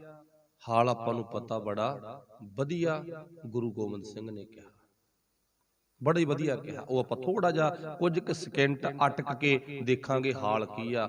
ਹੁਣ ਇੱਥੇ ਬਾਗ ਦੇ ਵਿੱਚ ਭਾਈ ਮਾਨ ਸਿੰਘ, ਧਰਮ ਸਿੰਘ, ਦਇਆ ਸਿੰਘ ਤਿੰਨੇ ਤਾਰਿਆਂ ਦੀ ਲੋਕੇਸ਼ਨ ਲੈ ਕੇ, ਸੇਧ ਲੈ ਕੇ ਗੁਰੂ ਸਾਹਿਬ ਕੋਲੇ ਪਹੁੰਚ ਗਏ। ਹਾਲ ਤਾਂ ਉਹਨਾਂ ਨੇ ਬਿਆਨ ਕਰਨਾ ਨਾ। ਉਹਨਾਂ ਨੇ ਕਿਹਾ, ਦੁਨੀਆ ਦੇ ਲੋਕੋ, ਅਸੀਂ ਗੁਰੂ ਗੋਬਿੰਦ ਸਿੰਘ ਦਾ ਹਾਲਾਤ ਵੀ ਵੇਖਿਆ ਜ਼ਿੰਦਗੀ ਦਾ, ਤੇ ਗੁਰੂ ਗੋਬਿੰਦ ਸਿੰਘ ਦਾ ਹਾਲ ਵੀ ਵੇਖਿਆਗਾ। ਹਾਲਾਤ ਬੜੇ ਮਾੜੇ ਸੀ, ਪਰ ਹਾਲ ਬੜਾ ਚੰਗਾ ਸੀ। ਹਾਲਾਤ ਮਾੜੇ ਹੋਣ ਨਾ ਕੋਈ ਪੁੱਛੇ ਕਿਵੇਂ ਆ, ਤੇ ਆਪਾਂ ਕਹਾਂਗੇ ਬਾਲੇ ਦੁਖੀ ਆ, ਬਸ ਸੇੜਨਾ ਰਹਿਣ ਦੇ, ਇਹ ਗੱਲ ਕਹਾਂਗੇ ਨਾ। ਪਰ ਭਾਈ ਦਇਆ ਸਿੰਘ, ਮਾਨ ਸਿੰਘ, ਧਰਮ ਸਿੰਘ ਹੋਰੀ ਕਹਿੰਦੇ ਨੇ, ਗੁਰੂ ਦਾ ਤਾਂ ਹਾਲ ਬੜਾ ਵਧੀਆ, ਹਾਲ ਬੜਾ ਵਧੀਆ। ਉਹ ਬਾਅਦ ਵਿੱਚ ਗੁਰੂ ਸਾਹਿਬ ਦੀ ਅੱਖ ਖੁੱਲੀ ਨਾ, ਉਦੋਂ ਹਾਲ ਪਤਾ ਲੱਗੂ ਵੀ ਕਿਹੋ ਜਿਹਾ ਸੀਗਾ। ਆਪਾਂ ਫਿਰ ਚੱਲਦੇ ਅੱਗੇ। ਮਾਨ ਸਿੰਘ, ਧਰਮ ਸਿੰਘ ਤੇ ਹਿੰਮਤ ਸਿੰਘ ਜਦੋਂ ਪਹੁੰਚ ਗਏ ਨਾ, ਇਹ ਬੜੇ ਰੱਬੀ ਪਿਆਰੇ ਨੇ। ਗੁਰੂ ਗੋਬਿੰਦ ਸਿੰਘ ਦੇ ਵਿੱਚ ਤੇ ਇਹਨਾਂ ਵਿੱਚ ਕੋਈ ਫਰਕ ਨਹੀਂ ਹੈ, ਅੰਤਰ ਨਹੀਂ ਹੈ। ਤੂੰ ਹੀ ਮੋਹੀ, ਮੋਹੀ ਤੂੰ ਹੀ, ਅੰਤਰ ਕੈਸਾ। ਆ ਅਵਸਥਾ ਦੇ ਮਾਲਕ ਨੇ, ਇਸ ਅਵਸਥਾ ਦੇ ਮਾਲਕ ਆ ਨਾ। ਤੇ ਹੁਣ ਚੇਤਾ ਰੱਖਿਓ, ਮਾਨ ਸਿੰਘ ਕਹਿੰਦਾ ਗੁਰੂ ਸਾਹਿਬ ਨੂੰ ਜਗਾ ਲਈਏ, ਦੱਸ ਦਈਏ, ਆਪਾਂ ਸੁਨੇਹਾ ਲਾ ਦਈਏ, ਦਾਤਿਆ ਅਸੀਂ ਪਹੁੰਚ ਗਏ। ਦਇਆ ਸਿੰਘ ਕਹਿੰਦਾ, ਨਹੀਂ ਭਰਾਵੋ, ਆਪਾਂ ਨਹੀਂ ਠਾਉਣਾ, ਗੁਰੂ ਸਾਹਿਬ ਨੂੰ ਦਮ ਲੈ ਲੈਣ ਦੇ। ਬੜੇ ਲੰਮੇ ਟਾਈਮ ਤੋਂ ਚੱਲੇ ਆਨੰਦਪੁਰ ਸਾਹਿਬ ਤੋਂ, ਤੇ ਮੇਰੇ ਦਾਤੇ ਨੇ ਨਾ ਇੱਕ ਵੀ ਥਾਂ ਤੇ ਦਮ ਨਹੀਂ ਲਿਆ, ਸਾਹ ਨਹੀਂ ਭਰਿਆ, ਨਹੀਂ ਠਾਉਣਾ ਨਹੀਂ। ਆਪਣੀ ਮੌਜ ਦੇ ਵਿੱਚ ਆਪੇ ਉੱਠਣਗੇ, ਆਪਾਂ ਸਰੀਰ ਕਰਕੇ ਇਹਨਾਂ ਨੂੰ ਜਗਾਉਣਾ ਨਹੀਂ। ਤੇ ਮਾਫ ਕਰਨਾ, ਇਹ ਗੁਣ ਨਾ ਕਿਸੇ ਕਿਸੇ ਚ ਹੁੰਦਾ। ਮੈਨੂੰ ਇੱਥੇ ਥੋੜਾ ਜਿਹਾ ਸਾਈਡ ਤੇ ਹੋ ਕੇ ਗੱਲ ਕਹਿਣੀ ਪਊਗੀ। ਕਈ ਵਾਰ ਨਾ ਕੋਈ ਬੰਦਾ ਜਿਹੜਾ ਬਹੁਤ ਜ਼ਿਆਦਾ ਮਿਹਨਤੀ ਵੀਰ ਆ, ਕੋਈ ਕਿਸੇ ਟਾਈਮ ਤੇ 2 4 5 7 ਮਿੰਟ ਸੌਂ ਜੇ, ਮਾਫ ਕਰਨਾ, ਸਾਡਾ ਕੁਦਰਤੀ ਸੁਭਾਅ ਸੀ ਸੌਣ ਨਹੀਂ ਦਿੰਦੇ ਅਗਲੇ ਨੂੰ, ਅਸੀਂ ਠਾ ਲੈਂਦੇ ਆ, ਨਹੀਂ। ਪਰ ਮਾਫ ਕਰਨਾ, ਸਿਆਣਿਆਂ ਦੇ ਵਿਚਾਰ ਨੇ, ਕਿਰਤੀ ਇਨਸਾਨ ਨੂੰ ਸੁੱਤੇ ਪਏ ਨੂੰ ਜਗਾਉਣਾ, ਉਹਨੂੰ ਆਰਾਮ ਦੇ ਵਿੱਚੋਂ ਤੋੜਨਾ, ਇੱਕ ਹੋਰ ਗਲਤ ਗੱਲ ਆ। ਦੇਖੋ, ਇੱਕ ਬੇਲੜ ਹੁੰਦਾ ਵੀ ਸਾਰਾ ਦਿਨ ਪੈ ਰਹਿਣਾ, ਉਹਨੂੰ ਝਿੜਕਣਾ ਸਹੀ ਗੱਲ ਆ, ਬਾਬਾ ਹੋਰ ਸੌਣਾ ਖੁਸ਼ੀ ਖੁਆਰ। ਹੁਣ ਦਸ਼ਮੇਸ਼ ਪਿਤਾ ਬੜੇ ਲੰਮੇ ਟਾਈਮ ਤੋਂ ਆਰਾਮ ਤੋਂ ਅਜੇ ਪਾਸੇ ਨੇ, ਪਰ ਅੱਜ ਆਰਾਮ ਕਰ ਰਿਹਾ। ਗੁਰੂ ਪਾਤਸ਼ਾਹ ਨੇ ਟਿੰਡ ਦਾ ਸਹਾਰਾ ਲਾਇਆ ਹੋਇਆ, ਦਾਤੇ ਦੇ ਚਿਹਰੇ ਤੇ ਮੁਸਕਰਾਹਟ ਹੈ। ਕੋਈ ਕਿਸੇ ਤਰ੍ਹਾਂ ਦੇ ਹਾਲਤ ਨੇ ਜਿਹੜੇ, ਵਾਹਿਗੁਰੂ ਹਾਲਾਤ ਨੇ ਜਿਹੜੇ ਬੜੇ ਵਿਗੜੇ ਹੋਏ ਨੇ, ਪਰ ਹਾਲ ਚਿਹਰੇ ਤੋਂ ਪਤਾ ਲੱਗ ਰਿਹਾ ਕਿ ਗੁਰੂ ਸਾਹਿਬ ਦਾ ਬਹੁਤ ਵਧੀਆ। ਪਰ ਆਪਣੇ ਆਪ ਇਹ ਰੱਬ ਦੇ ਪਿਆਰੇ ਤਰਸ ਮੰਨ ਰਹੇ ਨੇ। ਉਹ ਕਲਗੀਆਂ ਵਾਲਿਆ, ਤੇਰੀ ਕਿਹੋ ਜੀ ਜ਼ਿੰਦਗੀ ਸੀ, ਪਰ ਤੂੰ ਕਿੰਨਾ ਸਮਿਆਂ ਨੂੰ ਆਪਣੀ ਜ਼ਿੰਦਗੀ ਦੇ ਵਿੱਚ ਕਿਵੇਂ ਹੰਢਾ ਰਿਹਾ। ਇਹਨਾਂ ਸਮਿਆਂ ਨੂੰ ਦਾਤਿਆ ਸਦਕੇ ਜਾਈਏ ਤੇਥੋਂ। ਚਲੋ, ਮਾਲਕ ਦੀ ਐਸੀ ਕਿਰਪਾ ਹੋਈ, ਦਾਤੇ ਨੇ ਸਰੀਰਕ ਤਲ ਤੇ ਆਪਣੀ ਅੱਖ ਖੋਲੀ, ਆਪਣੇ ਪਿਆਰਿਆਂ ਨੂੰ ਮਿਲੇ, ਪਹੁੰਚ ਗਏ। ਹਾਂਜੀ, ਤੇ ਸਤਿਗੁਰੂ ਪਾਤਸ਼ਾਹ ਜੀ ਕਹਿੰਦੇ, ਇੱਥੇ ਪਹੁੰਚਣ ਦਾ ਸਾਡਾ ਇੱਕ ਕਾਰਨ ਆ, ਇੱਥੇ ਕਾਫੀ ਕੰਮ ਕਰਨੇ ਆਪਾਂ, ਕਿਉਂਕਿ ਆਪਾਂ ਪਹਿਲਾਂ ਥੋੜਾ ਜਿਹਾ ਹਾਲ ਬਿਆਨ ਕਰ ਗਏ। ਇੱਥੇ ਅਲਫੂ ਤੇ ਗਾਮੂ ਪਹੁੰਚੇ ਸੀ, ਗੁੱਜਰ, ਜਿਨ੍ਹਾਂ ਨੇ ਰੌਲਾ ਪਾਇਆ ਸੀ, ਕਹਿੰਦੇ ਸਰਕਾਰ ਦਾ ਬਾਗੀ ਲੱਗਦਾ। ਤੇ ਗੁਰੂ ਸਾਹਿਬ ਨੇ ਕਿਹਾ, ਚੁੱਪ ਕਰ ਜਾਓ, ਕਿਸੇ ਦੇ ਪ੍ਰਥਾਏ ਨਾ ਆਪਣੀ ਜ਼ੁਬਾਨ ਚੋਂ ਗਲਤ ਬੋਲ ਨਹੀਂ ਬੋਲਦੇ ਹੁੰਦੇਗੇ, ਰਹਿਣ ਦੋ। ਚਲੋ, ਇਹ ਨਾ ਚੁੱਪ ਕਰੇ, ਅਸੀਂ ਤਾਂ ਦੱਸਾਂਗੇ, ਜਾ ਕੇ ਸ਼ਿਕਾਇਤ ਕਰਾਂਗੇ। ਦਸ਼ਮੇਸ਼ ਪਿਤਾ ਨੇ ਫਿਰ ਇੱਕ ਥੱਪੜ ਵੀ ਲਾਇਆ ਇਹਨਾਂ ਦੇ। ਚਲੋ, ਉਹਨੂੰ ਆਪਾਂ ਥੱਪੜ ਨਾ ਮੰਨੋ, ਉਹਨੂੰ ਥਾਪੜੇ ਹੀ ਮੰਨੋ, ਇਹਨਾਂ ਦਾ ਉਧਾਰ ਹੋ ਗਿਆ ਹੋਣਾ। ਤਾਂ ਇੱਥੇ ਧੰਨ ਗੁਰੂ ਗੋਬਿੰਦ ਸਿੰਘ ਮਹਾਰਾਜ ਜੀ ਨੇ ਉਹਨਾਂ ਅਲਫੂ ਤੇ ਗਾਮੂ ਨੂੰ ਕਿਹਾ ਸੀ, ਭਲਿਓ ਸਰਕਾਰ ਦੇ ਬਾਗੀ ਕੌਣ ਹੁੰਦੇ ਨੇ, ਇਸ ਗੱਲ ਨੂੰ ਸਮਝੋ। ਅਸੀਂ ਸਰਕਾਰ ਦੇ ਬਾਗੀ ਨਹੀਂ, ਅਸੀਂ ਤਾਂ ਕੁਝ ਇੱਥੇ ਕੰਮ ਕਰਨ ਆਏ ਆ। ਉਹ ਕੀ ਕੰਮ ਆ? ਇੱਥੇ ਇੱਕ ਮਾਈ ਆ, ਜਿਹਨੂੰ ਮੰਨਿਆ ਜਾਂਦਾ ਨਿਹਾਲੇ ਖੱਤਰੀ ਦੀ ਮਾਂ ਗੀ। ਇਹ ਬੜੇ ਲੰਮੇ ਟਾਈਮ ਤੋਂ ਉਡੀਕ ਰਹੀ ਸੀ ਗੁਰੂ ਗੋਬਿੰਦ ਸਿੰਘ ਨੂੰ। ਇਹ ਤੋਂ ਆਨੰਦਪੁਰ ਸਾਹਿਬ ਨਹੀਂ ਜਾ ਹੋਇਆ, ਪਰ ਇਹ ਉਡੀਕ ਰਹੀ ਸੀ, ਦਾਤਿਆ ਕਦੇ ਗੇੜਾ ਬਣਿਆ ਨਾ ਤੇ ਜਰੂਰ ਆ ਕੇ ਜਾਈ, ਮੈਂ ਨਾ ਤੇਰੇ ਵਾਸਤੇ ਆਹ ਦੇਖ ਕੱਲੀ ਕੱਲੀ ਫੁੱਟੀ ਪਹਿਲਾਂ ਚੁਗੀ ਕਪਾਹ ਨਰਮੇ ਦੀ, ਤੇ ਫਿਰ ਸਾਰੀ ਕਿਰਿਆ ਕੀਤੀ, ਫਿਰ ਮੈਂ ਸੂਤ ਕੱਤਿਆ, ਫਿਰ ਮੈਂ तेरे वास्ते ना खेस तैयार कीता ते ए खेस दा तेरे लिए मैं चोला सिउ के दूंगी। मेरी भावना एक बारी मेरे कोले तू आके जाई। ते हुण चेता रखियो ओ मां उड़ीक रही आ, दशमेश पिता पहुंच गए। गुरु तेग बहादुर साहब ने सच्चे पातशाह नूं कहा सी ना, भाई देवाराम धोबी ने दातिया मेरे घरे आ जी, है तां मैं गरीबी ਤਾਂ ਮੇਰੇ ਘਰੇ ਜ਼ਰੂਰ ਆ ਕੇ ਜਾਈ ਜਿੱਦੇ ਤੇਰਾ ਗੇੜਾ ਵੱਜਿਆ। ਤੇ ਦਾਤੇ ਨੇ ਕੀ ਕਿਹਾ ਸੀ, ਦੇਵਾਰਾਮ ਆਵਾਂਗੇ ਪੁੱਤ, ਜ਼ਰੂਰ ਆਵਾਂਗੇ। ਤੇ ਦੇਵਾਰਾਮ ਦੇ ਘਰੇ ਗੁਰੂ ਤੇਗ ਬਹਾਦਰ ਸਾਹਿਬ ਸੱਚੇ ਪਾਤਸ਼ਾਹ, ਉਹ ਤੁਸੀਂ ਪਿੱਛੇ ਸੁਣ ਕੇ ਗਏ, ਪਹੁੰਚ ਗਏ ਸੀ। ਚਲੋ ਜਿੱਥੇ ਵੀ ਗੁਰੂ ਸਾਹਿਬ ਨੂੰ ਯਾਦ ਕੀਤਾ, ਭਾਈ ਰੂਪੇ ਤੇ ਸਾਧੇ ਨੇ ਯਾਦ ਕੀਤਾ, ਸੱਚੇ ਪਾਤਸ਼ਾਹ ਪਾਣੀ ਪੀ ਜਾ। ਇੰਨੀ ਗੱਲ ਹੀ ਕਹੀ ਆ ਨਾ, ਇਹ ਤਾਂ ਭਾਗਾਂ ਵਾਲਿਓ ਉਹ ਗੁਰੂ ਆ ਜਿਹੜਾ ਸਿੱਖਾਂ ਨੇ ਕਿਹਾ ਪਾਣੀ ਪੀ ਜਾ, ਤੇ ਗੁਰੂ ਡਰੌਲੀ ਤੋਂ ਚੱਲ ਕੇ ਪਾਣੀ ਪੀਣ ਆ ਗਿਆ। ਚਲੋ ਇਹ ਪਿਆਰ ਆ ਮੇਰੇ ਦਾਤੇ ਦਾ ਨਾ, ਇਹਨੂੰ ਆਪਾਂ ਟੈਲੀ ਪੈਂਥੀ ਕਹਿ ਸਕਦੇ ਆ, ਅੰਦਰ ਦੀ ਸ਼ੁੱਧ ਭਾਵਨਾ, ਅੰਦਰੋਂ ਆਵਾਜ਼ ਮਾਰਨੀ। ਤੇ ਚੇਤਾ ਰੱਖਿਓ ਗੁਰੂ ਪਿਆਰ ਦੇ ਵਿੱਚ ਭਿੱਜਾ ਹੋਇਆ ਨਾ, ਜਿੱਥੇ ਕੋਈ ਬੁਲਾਉਂਦਾ ਜਾ ਬੁਲਾਉਂਦਾ, ਐਸੀ ਗੱਲ ਨਹੀਂ ਵੀ ਨਹੀਂ ਜਾਂਦਾ। ਅੱਜ ਵੀ ਇਦਾਂ ਦੇ ਹਾਲਾਤ ਆ, ਤੁਸੀਂ ਆਪਣੇ ਦਿਮਾਗ 'ਚ ਸੋਚੋ ਵੀ ਮੈਂ ਆਹ ਕਿਰਿਆ ਕਰਨੀ ਆ, ਤੇ ਮਾਫ ਕਰਨਾ ਸੋਚਣ ਦੀ ਦੇਰ ਆ, ਤੇ ਗੁਰੂ ਸਾਹਿਬ ਤੁਹਾਡੇ ਕਾਰਜਾਂ ਵਿੱਚ ਜ਼ਰੂਰ ਆਉਣਗੇ, ਐਸੀ ਗੱਲ ਨਹੀਂ ਵੀ ਨਾ ਆਉਣਾ। ਉਹ ਮਾਈ ਉਡੀਕਦੀ ਆ ਕਿੰਨੇ ਦੀ, ਪਰ ਅੱਜ ਸਬਬ ਬਣ ਗਿਆ। ਪਰ ਉਹਨੂੰ ਪਤਾ ਨਹੀਂ ਵੀ ਇੱਥੇ ਪਹੁੰਚੇ ਹੋਇਆ ਗੁਰੂ ਸਾਹਿਬ, ਪਤਾ ਨਹੀਂ ਕੋਈ ਹੈ ਇੱਥੇ। ਹੁਣ ਬਾਗ ਦੇ ਵਿੱਚ ਗੁਲਾਬਾ ਵੀ ਪਹੁੰਚ ਗਿਆ। ਇਹ ਗੁਲਾਬਾ ਕੌਣ ਸੀ? ਇਹ ਕੁਝ ਟਾਈਮ ਪਹਿਲਾਂ ਗੁਰੂ ਤੇਗ ਬਹਾਦਰ ਮਹਾਰਾਜ ਜੀ ਦਾ ਮਸੰਦ ਸੀ। ਤੇ ਜਦੋਂ ਮਸੰਦਾਂ ਨੂੰ ਸਜ਼ਾਵਾਂ ਮਿਲੀਆਂ ਨਾ, ਫਿਰ ਇਹਨੇ ਸੋਚ ਲਿਆ ਮਨ ਦੇ ਵਿੱਚ, ਚਲੋ ਕੋਈ ਗੱਲ ਨਹੀਂ, ਰਹਿਣ ਦਿਓ ਆਪਾਂ, ਤੇ ਸਾਰੇ ਤਾਂ ਇੱਕੋ ਜਿਹੇ ਨਹੀਂ ਹੁੰਦੇ, ਪੰਜੇ ਉਂਗਲਾਂ ਦਾ ਆਕਾਰ ਇੱਕੋ ਜਿਹਾ ਨਹੀਂ, ਕੋਈ ਮਾੜਾ ਗਾ ਕੋਈ ਚੰਗਾ ਗਾ। ਤੇ ਉਹ ਮਾੜਿਆਂ ਕਰਕੇ ਦਾਗ ਸਾਰਿਆਂ ਨੂੰ ਲੱਗ ਗਿਆ। ਫਿਰ ਇਹ ਆਪਣੇ ਆਪ ਨੂੰ ਪਾਸੇ ਕਰ ਲਿਆ ਸੀ, ਚਲੋ ਕੋਈ ਗੱਲ ਨਹੀਂ ਸੱਚੇ ਪਾਤਸ਼ਾਹ ਜਿਵੇਂ ਤੁਹਾਨੂੰ ਚੰਗਾ ਲੱਗਦਾ। ਪਰ ਅੱਜ ਗੁਰੂ ਸਾਹਿਬ ਸਬੱਬ ਨਾਲ ਇੱਥੇ ਪਹੁੰਚ ਗਏ। ਤੇ ਗੁਲਾਬੇ ਦਾ ਚਿੱਤ ਮੰਨਿਆ, ਕਹਿੰਦਾ ਦਾਤਿਆ ਮੇਰੇ ਘਰ ਚੱਲ, ਮਸਾਂ ਹੀ ਆਇਆ ਤੂੰ ਬਹਾਨੇ ਜੇ ਨਾਲ, ਤੇ ਮੇਰੇ ਘਰ ਚੱਲ। ਤੇ ਏਦਾਂ ਭਾਵਨਾ ਤਾਂ ਬਣਾ ਲਈ, ਤੇ ਨਾਲ ਅੰਦਰ ਡਰ ਵੀ ਪੈਦਾ ਹੋ ਗਿਆ ਗੁਲਾਬੇ ਦੇ ਅੰਦਰ। ਕਹਿੰਦਾ ਮੇਰੇ ਘਰੇ ਤਾਂ ਵਗ ਜਾਏਗਾ, ਤੇ ਪਰ ਮੈਨੂੰ ਤਾਂ ਵਿਪਤਾ ਖੜੀ ਹੋ ਜੂ ਨਾ, ਜੇ ਸਿਪਾਹੀ ਆ ਗਏ ਇੱਥੇ ਮੈਂ ਤਾਂ ਮਾਰਿਆ ਜਾਊਂਗਾ, ਮੇਰੇ ਬੱਚਿਆਂ ਦਾ ਮੇਰਾ ਕੀ ਬਣੂਗਾ। ਤੇ ਆਪਣੇ ਵੱਲੋਂ ਇਹ ਬੇਨਤੀ ਕਰਕੇ ਤੇ ਉਦੋਂ ਬਾਅਦ ਡਰਨ ਲੱਗ ਗਿਆ। ਦਸ਼ਮੇਸ਼ ਪਿਤਾ ਨੇ ਕੀ ਕਿਹਾ ਸੀ, ਹੁਣ ਚੇਤਾ ਰੱਖਿਓ ਗੁਲਾਬਿਆ, ਤੇਰੇ ਘਰ ਚੱਲਾਂਗੇ ਪੁੱਤ, ਕੋਈ ਗੱਲ ਨਹੀਂ, ਤੇਰੇ ਨਾਲ ਸਾਡਾ ਸਨੇਹ ਆ, ਪਿਆਰ ਆ, ਪਰ ਅਸੀਂ ਤੇਰੇ ਘਰ ਰੁਕਾਂਗੇ ਨਹੀਂ, ਤੇ ਤੈਨੂੰ ਹੁੰਦਾ ਵੀ ਕੁਛ ਨਹੀਂ, ਰੁਕਾਂਗੇ ਵੀ ਨਹੀਂ, ਰਾਤ ਨਹੀਂ ਰਹਿਣੀ ਤੇਰੇ ਘਰੇ, ਤੇ ਤੈਨੂੰ ਹੁੰਦਾ ਵੀ ਕੁਛ ਨਹੀਂ, ਅਸੀਂ ਝੱਟ ਭਾਲ ਜਾਣਾ ਤੇ ਤੁਰੰਤ ਇੱਥੋਂ ਮੁੜ ਜਾਣਾ, ਕੁਛ ਕਾਰਜ ਨੇ ਆਪਾਂ ਉਹ ਕਰਨੇ ਨੇ। ਤੇ ਗੁਲਾਬੇ ਦੇ ਘਰ ਪਾਤਸ਼ਾਹ ਜੀ ਪਹੁੰਚਦੇ ਨੇ। ਆਪਾਂ ਨੂੰ ਪਤਾ ਉਹ ਗੁਲਾਬੇ ਦਾ ਚਵਾਰਾ ਮਾਛੀਵਾੜੇ ਅੱਜ ਵੀ ਹੈਗਾ ਗਾ।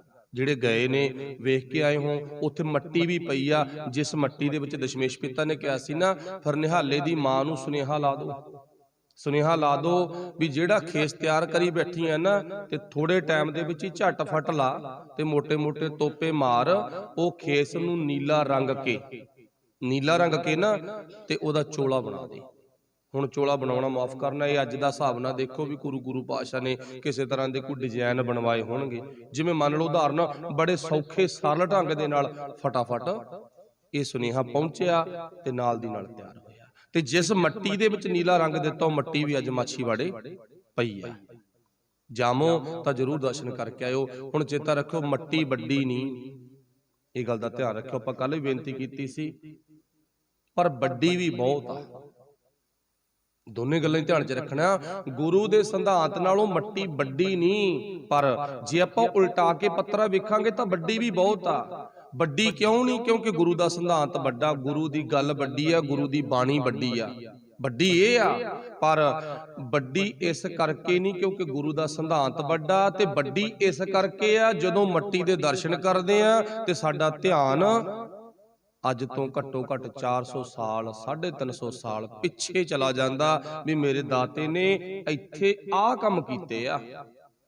ਜਿਵੇਂ ਬਚਪਨ ਦੀ ਫੋਟੋ ਦੇਖ ਕੇ ਨਾ ਸਾਡੇ ਸਕੂਲ ਯਾਦ ਆ ਜਾਂਦਾ, ਬਚਪਨ ਦੀ ਫੋਟੋ ਦੇਖ ਕੇ ਨਾ ਸਾਡੇ ਬਚਪਨ ਦੇ ਕੰਮ ਯਾਦ ਆ ਜਾਂਦੇ ਨੇ, ਪਰ ਐਵੇਂ ਜਿਵੇਂ ਨਾ ਸਾਨੂੰ ਪਿੱਛੇ ਲੈ ਜਾਂਦੀ ਉਹ ਮੱਟੀ। ਪੁੱਤ ਤੂੰ ਪਿੱਛੇ ਚੱਲ, ਜੇ ਤੂੰ ਗੁਰੂ ਨਾਲ ਜੁੜ ਜੇ ਨਾ ਤਾਂ ਤੂੰ ਵੀ ਮੇਰੇ ਵਾਂਗੂ ਨਾ ਦੁਨੀਆ ਦੇ ਵਿੱਚ ਇੱਕ ਮਿਸਾਲ ਬਣ ਜਾਏਗਾ। ਮੈਂ ਸੀ ਤਾਂ ਮਿੱਟੀ ਦੀ ਬਣੀ ਪਈ, ਪਰ ਮੈਂ ਗੁਰੂ ਨਾਲ ਜੁੜ ਕੇ ਨਾ ਗੁਰੂ ਦੇ ਕੰਮ ਆਉਣ ਕਰਕੇ ਮੈਂ ਜਿਉਂਦੀ ਹਾਂ। ਅੱਜ ਮੱਟੀਆਂ ਹੋਰ ਬੜੀਆਂ ਨੇ ਟੁੱਟ ਜਾਂਦੀਆਂ ਨੇ, ਪਰ ਅੱਜ ਉਹ ਜਿਉਂਦੀ ਆ। ਟਿੰਡਾਂ ਹੋਰ ਬੜੀਆਂ ਨੇ ਪਰ ਉਹ ਟਿੰਡ ਉਹ ਖੂਹ ਜਿਉਂਦਾ ਅੱਜ। ਵਾਹਿਗੁਰੂ ਭਲਾ ਕਰੇ। ਖੂਹ ਹੋਰ ਬੜੇ ਨੇ, ਭਰ ਗਏ, ਨੱਪ ਤੇ ਖਤਮ ਕਰਤੇ। ਵਾਹਿਗੁਰੂ ਭਲਾ ਕਰੇ। ਜਿੱਥੇ ਮੇਰੇ ਨਾਲ ਮਾਲਕ ਨੇ ਨਾ ਪੈਰ ਪਾਲੇ, ਜਿੱਥੇ ਜਿਸ ਚੀਜ਼ ਨਾਲ ਮੇਰੇ ਮਾਲਕ ਦਾ ਨਾਤਾ ਜੁੜ ਗਿਆ ਉਹ ਅੱਜ ਵੀ ਜਿਉਂਦੀ ਆ। ਬਸ ਇੱਥੋਂ ਸਾਨੂੰ ਸਿੱਖਿਆ ਮਿਲਦੀ ਆ, ਸਿੱਖਾ ਤੂੰ ਗੁਰੂ ਨਾਲ ਜੁੜ ਜਾ ਤੇ ਤੂੰ ਵੀ ਸਦਾ ਹੀ ਜਿਉਂਦਾ ਰਵੇਂਗਾ। ਗੁਰੂ ਨਾਲ ਜੁੜ ਕੇ ਤਾਂ ਸਭ ਹੀ ਭਾਵ ਤਰ ਜਾਂਦੇ ਨੇ। ਆਪਣੇ ਘਰ ਵਿੱਚ ਰੋਟੀ, ਗੁਰੂ ਘਰ ਦੇ ਵਿੱਚ ਪ੍ਰਸ਼ਾਦਾ ਜੀ। ਆਪਣੇ ਘਰ ਦੇ ਵਿੱਚ ਆਮ ਕੱਪੜਾ ਗੁਰੂ ਦੇ ਅੰਗਾਂ ਨਾਲ ਲੱਗ ਕੇ ਪੁਸ਼ਾਕ ਬਣ ਜਾਂਦੀ ਆ, ਔਰ ਮਾਲਾ ਸਾਹਿਬ ਬਣ ਜਾਂਦਾ ਗਾ। ਗੁਰੂ ਨਾਲ ਜੁੜ ਕੇ, ਗੁਰੂ ਨਾਲ ਜੁੜ ਕੇ ਸਾਨੂੰ ਸਾਹਿਬ ਦੀ ਬਖਸ਼ਿਸ਼ ਹੋ ਜਾਂਦੀ ਆ। ਚਲੋ, ਕਹਿਣ ਤੋਂ ਭਾਵ ਗੁਰਦੇਵ ਪਾਤਸ਼ਾਹ ਨੇ ਆਪਣੇ ਪਿਆਰਿਆਂ ਨੂੰ ਸੁਨੇਹਾ ਦਿੱਤਾ। ਗੁਲਾਬੇ ਦੇ ਘਰ ਇਕੱਤਰਤਾ ਹੁੰਦੀ ਆ, ਉੱਥੇ ਦਸ਼ਮੇਸ਼ ਪਿਤਾ ਦੇ ਚੋਲੇ ਨੂੰ, ਮਾਫ ਕਰਨਾ ਮੈਂ ਥੋੜਾ ਜਿਹਾ ਅੱਗੇ ਲੰਘ ਗਿਆ, ਪਿੱਛੇ ਇੱਕ ਗੱਲ ਰਹਿ ਗਈ ਸੀ, ਆਪਾਂ ਰੁਕੀ ਸੀ ਉੱਥੇ ਤਾਂ ਕਰਕੇ ਵੀ ਇੱਕ ਤਾਂ ਬੰਦੇ ਦੇ ਹਾਲਾਤ ਐਸੇ ਹੁੰਦੇ ਨੇ ਜਿਹਦੇ ਵਿੱਚ ਬਹੁਤ ਜ਼ਿਆਦਾ ਕੰਡੀਸ਼ਨ ਡਾਊਨ ਹੋਵੇ ਤੇ ਉਸ ਹਾਲਾਤਾਂ ਦੇ ਵਿੱਚ ਬੰਦੇ ਦਾ ਹਾਲ ਬੇਹਾਲ ਹੋ ਜਾਂਦਾ। ਪਰ ਗੁਰੂ ਸਾਹਿਬ ਦੇ ਹਾਲਾਤ ਬੜੇ ਕਮਜ਼ੋਰ ਨੇ। ਆਪਾਂ ਸੀਸ ਤੋਂ ਲੈ ਕੇ ਚਮਕੌਰ ਦੀ ਗੜੀ ਤੱਕ ਪਹੁੰਚੇ ਸੀ, ਕੱਲੇ ਕੱਲੇ ਸਟੈਪ ਨੂੰ ਧਿਆਨ ਚ ਲਿਆਓ ਵੀ ਸੀਸ ਝੋਲੀ ਚ ਪੈ ਗਿਆ। ਆਨੰਦਪੁਰ ਸਾਹਿਬ ਜੰਗਾਂ ਹੋਈਆਂ, ਘੇਰਾ ਪਿਆ, ਫਿਰ ਉਦੋਂ ਬਾਅਦ ਸ਼ਾਹੀ ਟਿੱਬੀ ਤੇ ਮੁਕਾਬਲਾ ਹੁੰਦਾ, ਫਿਰ ਪਰਿਵਾਰ ਵਿਛੜਦਾ ਗਾ। ਕਿੱਥੇ ਛੋਟੇ ਸਾਹਿਬਜ਼ਾਦੇ ਨੇ ਤੇ ਵੱਡੇ ਸਾਹਿਬ ਅੱਖਾਂ ਦੇ ਸਾਹਮਣੇ ਸ਼ਹੀਦ ਹੋ ਗਏ, ਪ੍ਰਾਣਾਂ ਤੋਂ ਪਿਆਰੇ ਗੁਰਸਿੱਖ ਸ਼ਹੀਦ ਹੋ ਗਏ। ਸਾਰੇ ਦੁੱਖ ਆਨੰਦਪੁਰ ਸਾਹਿਬ ਤੋਂ ਲੈ ਕੇ ਮਾਛੀਵਾੜੇ ਤੱਕ ਇਕੱਠੇ ਕਰਕੇ ਮਾਛੀਵਾੜੇ ਦੇ ਜੰਗਲ ਜਿੱਥੇ 10ਵੇਂ ਪਾਤਸ਼ਾਹ ਪਿਆ ਉੱਥੇ ਲਿਆ ਕੇ ਰੱਖ ਲਓ। ਸਾਰੇ ਹਾਲਾਤ ਵੇਖ ਕੇ ਤੇ ਹੁਣ ਹਾਲਾਤਾਂ ਨੂੰ ਇੱਕ ਪਾਸੇ ਨਾ ਗਹਿਰੀ ਨਿਗਾਹ ਦੇ ਨਾਲ ਆਪਾਂ ਦੇਖਣਾ ਤੇ ਫਿਰ ਉਦੋਂ ਬਾਅਦ ਗੁਰੂ ਸਾਹਿਬ ਦੇ ਮੂੰਹ ਵੱਲ ਝਾਕਣਾ, ਗੁਰੂ ਸਾਹਿਬ ਦੇ ਮੁਖੜੇ ਵੱਲ, ਗੁਰੂ ਪਾਤਸ਼ਾਹ ਦੇ ਚਿਹਰੇ ਵੱਲ ਤੱਕਣਾਗਾ। ਤੇ ਉਹ ਚਿਹਰੇ ਦੇ ਵਿੱਚੋਂ ਅੱਜ ਵੀ ਭੰਬਕ ਪੈਂਦੀ ਆ। ਕਿਹੜੀ ਭੰਬਕ ਪੈਂਦੀ ਆ ਕਿ ਨਾਨਕ ਭਗਤਾ ਸਦਾ ਬਗਾਸ। ਮੇਰੇ ਮਾਲਕ ਦੇ ਹਾਲ ਨਹੀਂ ਵਿਗੜਿਆ, ਹਾਲਾਤ ਭਾਵੇਂ ਵਿਗੜੇ ਸੀ, ਸਾਡੇ ਹਾਲਾਤ ਵਿਗੜ ਗਏ, ਹਾਲ ਵੀ ਵਿਗੜ ਜਾਂਦਾ, ਹਾਲੋਂ ਬੇਹਾਲ ਹੋ ਜਾਂਦੇ ਆ। ਵਾਹਿਗੁਰੂ ਭਲਾ ਕਰੇ। ਤੇ ਇੱਥੇ ਹੁਣ ਪਾਤਸ਼ਾਹ ਨੇ ਹਾਲਾਤਾਂ ਦਾ ਸਬੂਤ ਕੀ ਦਿੱਤਾ, ਆਹ ਗੱਲ ਆਪਣੀ ਰਹਿ ਗਈ ਸੀ ਵਿੱਚੋਂ। ਹੁਣ ਜਦੋਂ ਮਾਨ ਸਿੰਘ, ਭਾਈ ਧਰਮ ਸਿੰਘ ਹੋਰੀ ਕੋਲੇ ਖੜੇ ਆ ਨਾ ਤੇ ਗੁਰੂ ਸਾਹਿਬ ਦੀ ਅੱਖ ਖੁੱਲੀ।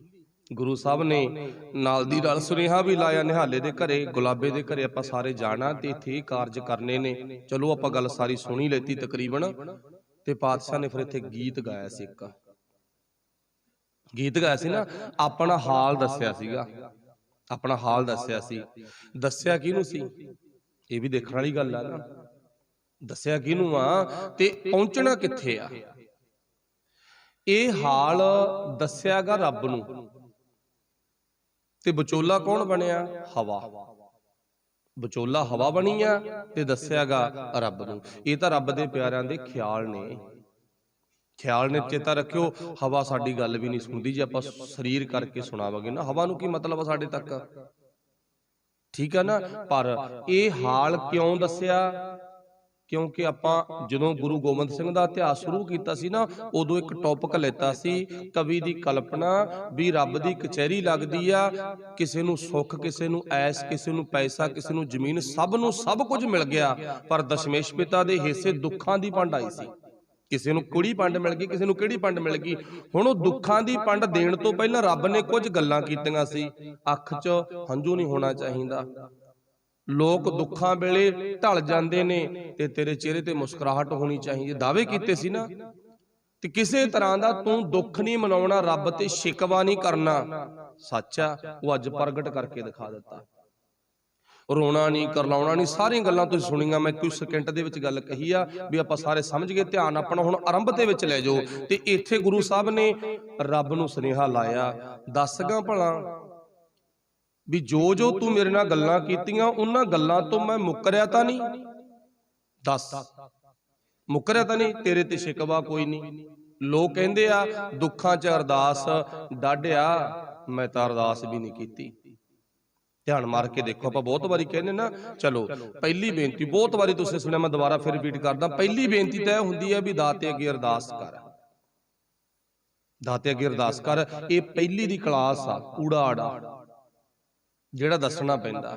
ਬੱਚੇ ਨੂੰ ਬਚਪਨ ਵਿੱਚ ਦੱਸਣਾ ਪੈਂਦਾ ਹੈ ਨਾ, ਬਾਪੂ ਆਹ ਚਾਹੀਦਾ, ਬਾਪੂ ਆਹ ਚਾਹੀਦਾ, ਬਾਪੂ ਆਹ ਚਾਹੀਦਾ। ਜਦੋਂ ਬੱਚਾ ਵੱਡਾ ਹੋ ਜਾਏ ਨਾ, ਧੀ ਵੱਡੀ ਹੋ ਜਾਏ, ਮਾਂ ਨੂੰ ਪਿਓ ਨੂੰ ਪਤਾ ਲੱਗ ਜਾਂਦਾ ਇਹਨੂੰ भावें बोले ते भावें ना बोले, आ चीज़ां दी जरूरत आ। सियाणे माँ प्यो ना आप ही समझ लेंदे ने, मेरी धी मुटियार हो गई, इनू की चाहिदा वो माँ प्यो नू पता, पुत्त चोबर हो गया, इनू की चाहिदा माँ प्यो नू पता।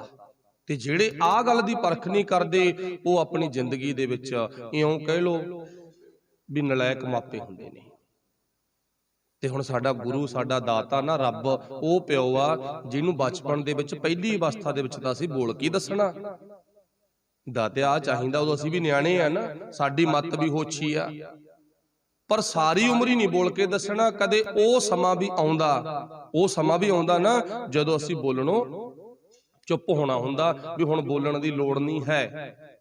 ते उदों कहना की हुंदा, बिन बोलिया सब कुछ जानदा। दोने पॉइंट ने, कदे कदे मेरा चित्त मानदा हुंदा भी एक पॉइंट नूं इधरले पासे रख लो ते एक नूं रख लो इधरले पासे, दोवां ते कल्ले कल्ले पॉइंट ते विचार करके वेखो भी आ क्यों लिखिया तैं ते आ क्यों लिखिया तैं, ते फिर दाता दस दिंदा हुंदा गा।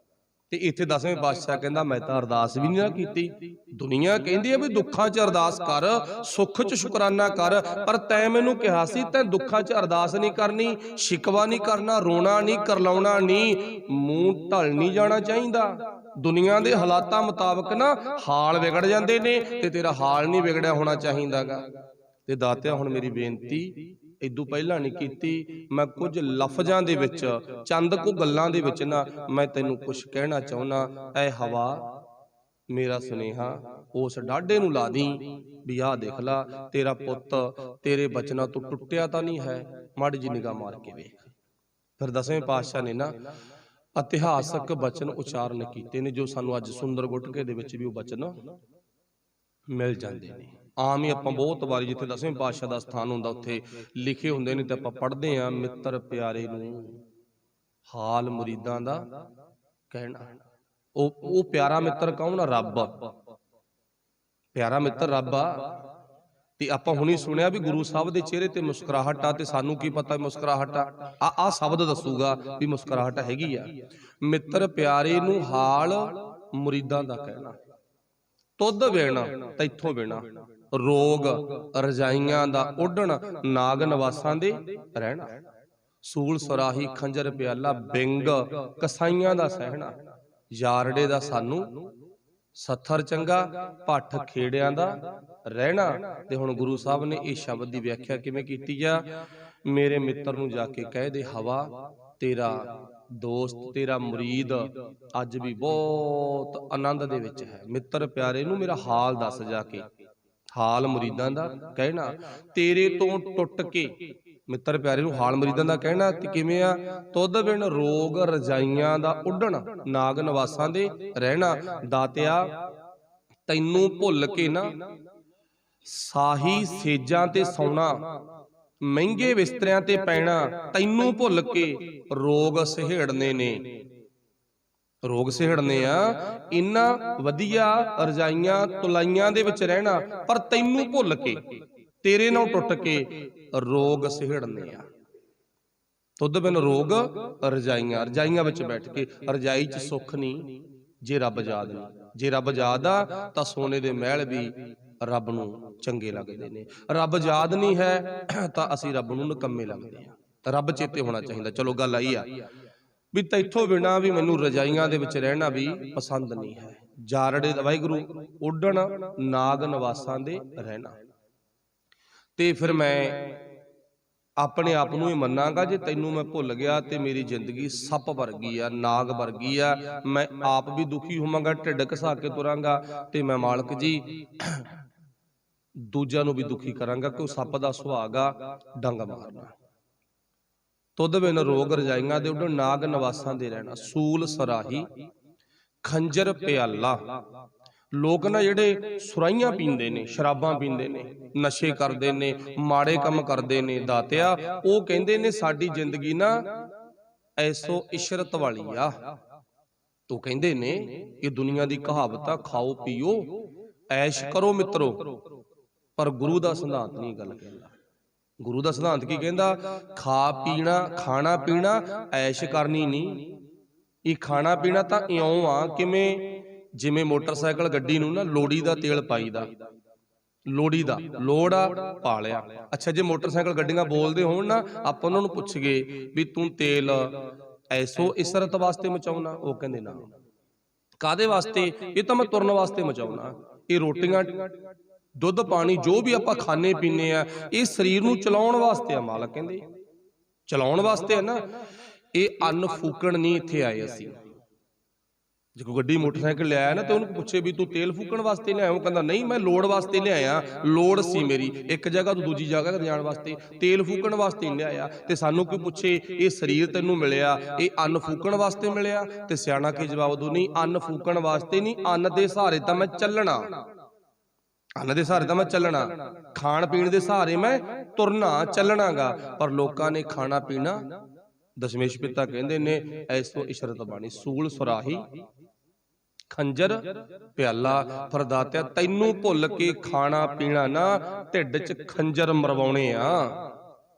ਜੇ ਤੇਰੇ ਨੂੰ ਟੁੱਟ ਗਏ ਨਾ ਤੇ ਬੰਦਾ ਐਸੋ ਇਸਰਤ 'ਚ ਖਾਂਦਾ ਪੀਂਦਾਗਾ। ਬਸ ਇਉਂ ਮੰਨ ਲਓ ਜਿਵੇਂ ਬੰਦਾ ਹੈ ਤਾਂ ਖਾ ਪੀ ਰਿਹਾਗਾ, ਪਰ ਆਪਣੇ ਢਿੱਡ 'ਚੋਂ ਛੁਰੀਆਂ ਮਾਰ ਰਿਹਾ, ਖੰਜਰ ਮਾਰ ਰਿਹਾਗਾ, ਬਿੰਗ ਕਸਾਈਆਂ ਦਾ ਸਹਿਣਾ ਇਦਾਂ ਗਾ। ਅੱਛਾ ਜੇ ਤੂੰ ਯਾਦ ਆ ਤੇ ਤੇਰੀ ਯਾਦ ਵਿੱਚ ਜੁੜੇ ਹੋਏ ਨੂੰ ਨਾ ਰੋਟੀ ਨਾ ਮਿਲੇ, ਰੋਟੀ ਨਾ ਮਿਲੇ ਤੇ ਜ਼ਿੰਦਗੀ ਕੈਸੀ ਆ?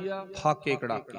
ਤੇ ਦਸ਼ਮੇਸ਼ ਪਿਤਾ ਦੀ ਇਦੋਂ ਪਹਿਲਾਂ ਵਾਲੀ ਜ਼ਿੰਦਗੀ ਫਾਕੇ ਕੜਾਕੇ ਹੀ ਆ, ਜਾਣੀ ਕਿ ਰੱਬ ਆਸਰੀ ਆ, ਹਵਾ ਸਹਾਰੀ ਆ।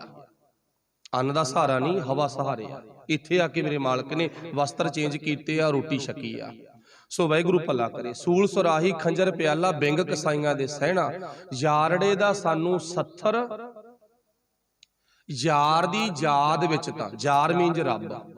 ਅੱਜ ਯਾਰ ਲਫ਼ਜ਼ ਵਿਗੜ ਗਿਆ, ਪਰ ਬਾਣੀ 'ਚ ਕਿੰਨੇ ਵਾਰੀ ਆਏਗਾ ਹੱਲੇ ਜਾਰਾ, ਹੱਲੇ ਜਾਰਾ, ਖੁਸ਼ਖਬਰੀ। ਇੱਕ ਨਹੀਂ ਬੜੇ ਵਾਰੀ ਆਪਣਾ ਸਮਾਂ ਹੋ ਗਿਆ। ਸੋ ਯਾਰ ਦੀ ਯਾਦ ਵਿੱਚ, ਰੱਬ ਰੂਪੀ ਯਾਰ ਦੀ ਯਾਦ ਵਿੱਚ ਤਾਂ ਨਾ ਯਾਰੜੇ ਦਾ ਸਾਨੂੰ ਸੱਥਰ ਚੰਗਾ, ਉਹਦੀ ਯਾਦ ਦੇ ਵਿੱਚ ਤਾਂ ਸਾਨੂੰ ਸੱਥਰ ਵੀ ਚੰਗਾ। ਤੇ ਜੇ ਉਹਦੇ ਨਾਲੋਂ ਟੁੱਟ ਗਏ ਤਾਂ ਭੱਠ ਖੇੜਿਆਂ ਦਾ ਰਹਿਣਾ। ਇੱਥੇ ਮਤਲਬ ਨਾ ਖੇੜੇ ਕਿਸੇ ਏਰੀਏ ਦਾ, ਕਿਸੇ ਨਗਰ ਦਾ, ਕਿਸੇ ਸ਼ਹਿਰ ਦਾ ਨਾਂ ਨਹੀਂ ਲੈਤਾ। ਖੇੜੇ ਤੋਂ ਭਾਵ ਮੁਸਕਰਾਹਟ ਜ਼ਿੰਦਗੀ ਦੇ ਵਿੱਚ, ਥੋੜਾ ਬਹੁਤਾ ਮਤਲਬ ਕਿ ਸੋਹਣੀ ਜ਼ਿੰਦਗੀ ਕਹਿ ਲਓ ਆਪਾਂ, ਹਨਾ। ਭੱਠ ਖੇੜਿਆਂ ਦਾ ਰਹਿਣਾ। ਫਿਰ ਜਿਹੜੇ ਨਾ ਆਪਣੇ ਆਪ ਨੂੰ ਕਹਿੰਦੇ ਨੇ ਖਾਓ ਪੀਓ ਐਸ਼ ਕਰੋ ਮਿੱਤਰੋ ਤੇ ਸੋਹਣੀ ਜ਼ਿੰਦਗੀ ਜਿਉਣ ਦੇ ਦਾਅਵੇ ਕਰਦੇ ਨੇ, ਰੱਬ ਨਾਲੋਂ ਟੁੱਟੇ ਹੋਏ ਨੇ, ਪਰ ਉਹਨਾਂ ਦੀ ਜ਼ਿੰਦਗੀ ਤਾਂ ਐਸੀ ਆ, ਉਹ ਰੋਜ਼ ਦਿਹਾੜੇ ਭੱਠੀ ਵਿੱਚ ਮੱਚ ਰਹੇ ਨੇ। ਭੱਠੀ ਵਿੱਚ ਮੱਚ ਰਹੇ ਨਾ। ਫਿਰ ਪਾਤਸ਼ਾਹ ਨੇ ਬਾਣੀ 'ਚ ਵੀ ਲਿਖਿਆ, ਪਾਤਸ਼ਾਹ ਜੀ ਕਹਿੰਦੇ ਲੋਭ ਵਕਾਰ, ਉਹ ਐਸੋ ਐਸੀ ਜ਼ਿੰਦਗੀ ਜਿਉਣ ਵਾਲੇ ਕੌਣ ਨੇ? ਉਹ ਖਾਂਦੇ ਪੀਂਦੇ ਵੀ ਗੰਦਾ ਨੇ, ਤੇ ਦੇਖਦੇ ਵੀ ਗੰਦਾ ਨੇ, ਬੋਲਦੇ ਵੀ ਗੰਦਾ ਨੇ, ਤੇ ਕੰਮ ਵੀ ਗੰਦੇ ਕਰਦੇ ਆ। ਉਹਨਾਂ ਨੂੰ ਲੱਗਦਾ, ਕਹਿੰਦਾ ਮੇਰੀ ਜ਼ਿੰਦਗੀ ਵਰਗੀ ਕਿਸੇ ਦੀ ਨਹੀਂ ਹੈ, ਮੇਰੀ ਜ਼ਿੰਦਗੀ ਵਰਗੀ ਕਿਸੇ ਦੀ ਨਹੀਂ ਹੈ। ਤੇ ਦਸ਼ਮੇਸ਼ ਪਿਤਾ ਹੁਣ ਮਾਛੀਵਾੜੇ ਕਹਿੰਦੇ ਨੇ, ਕਹਿੰਦੇ ਕੀ ਨੇ?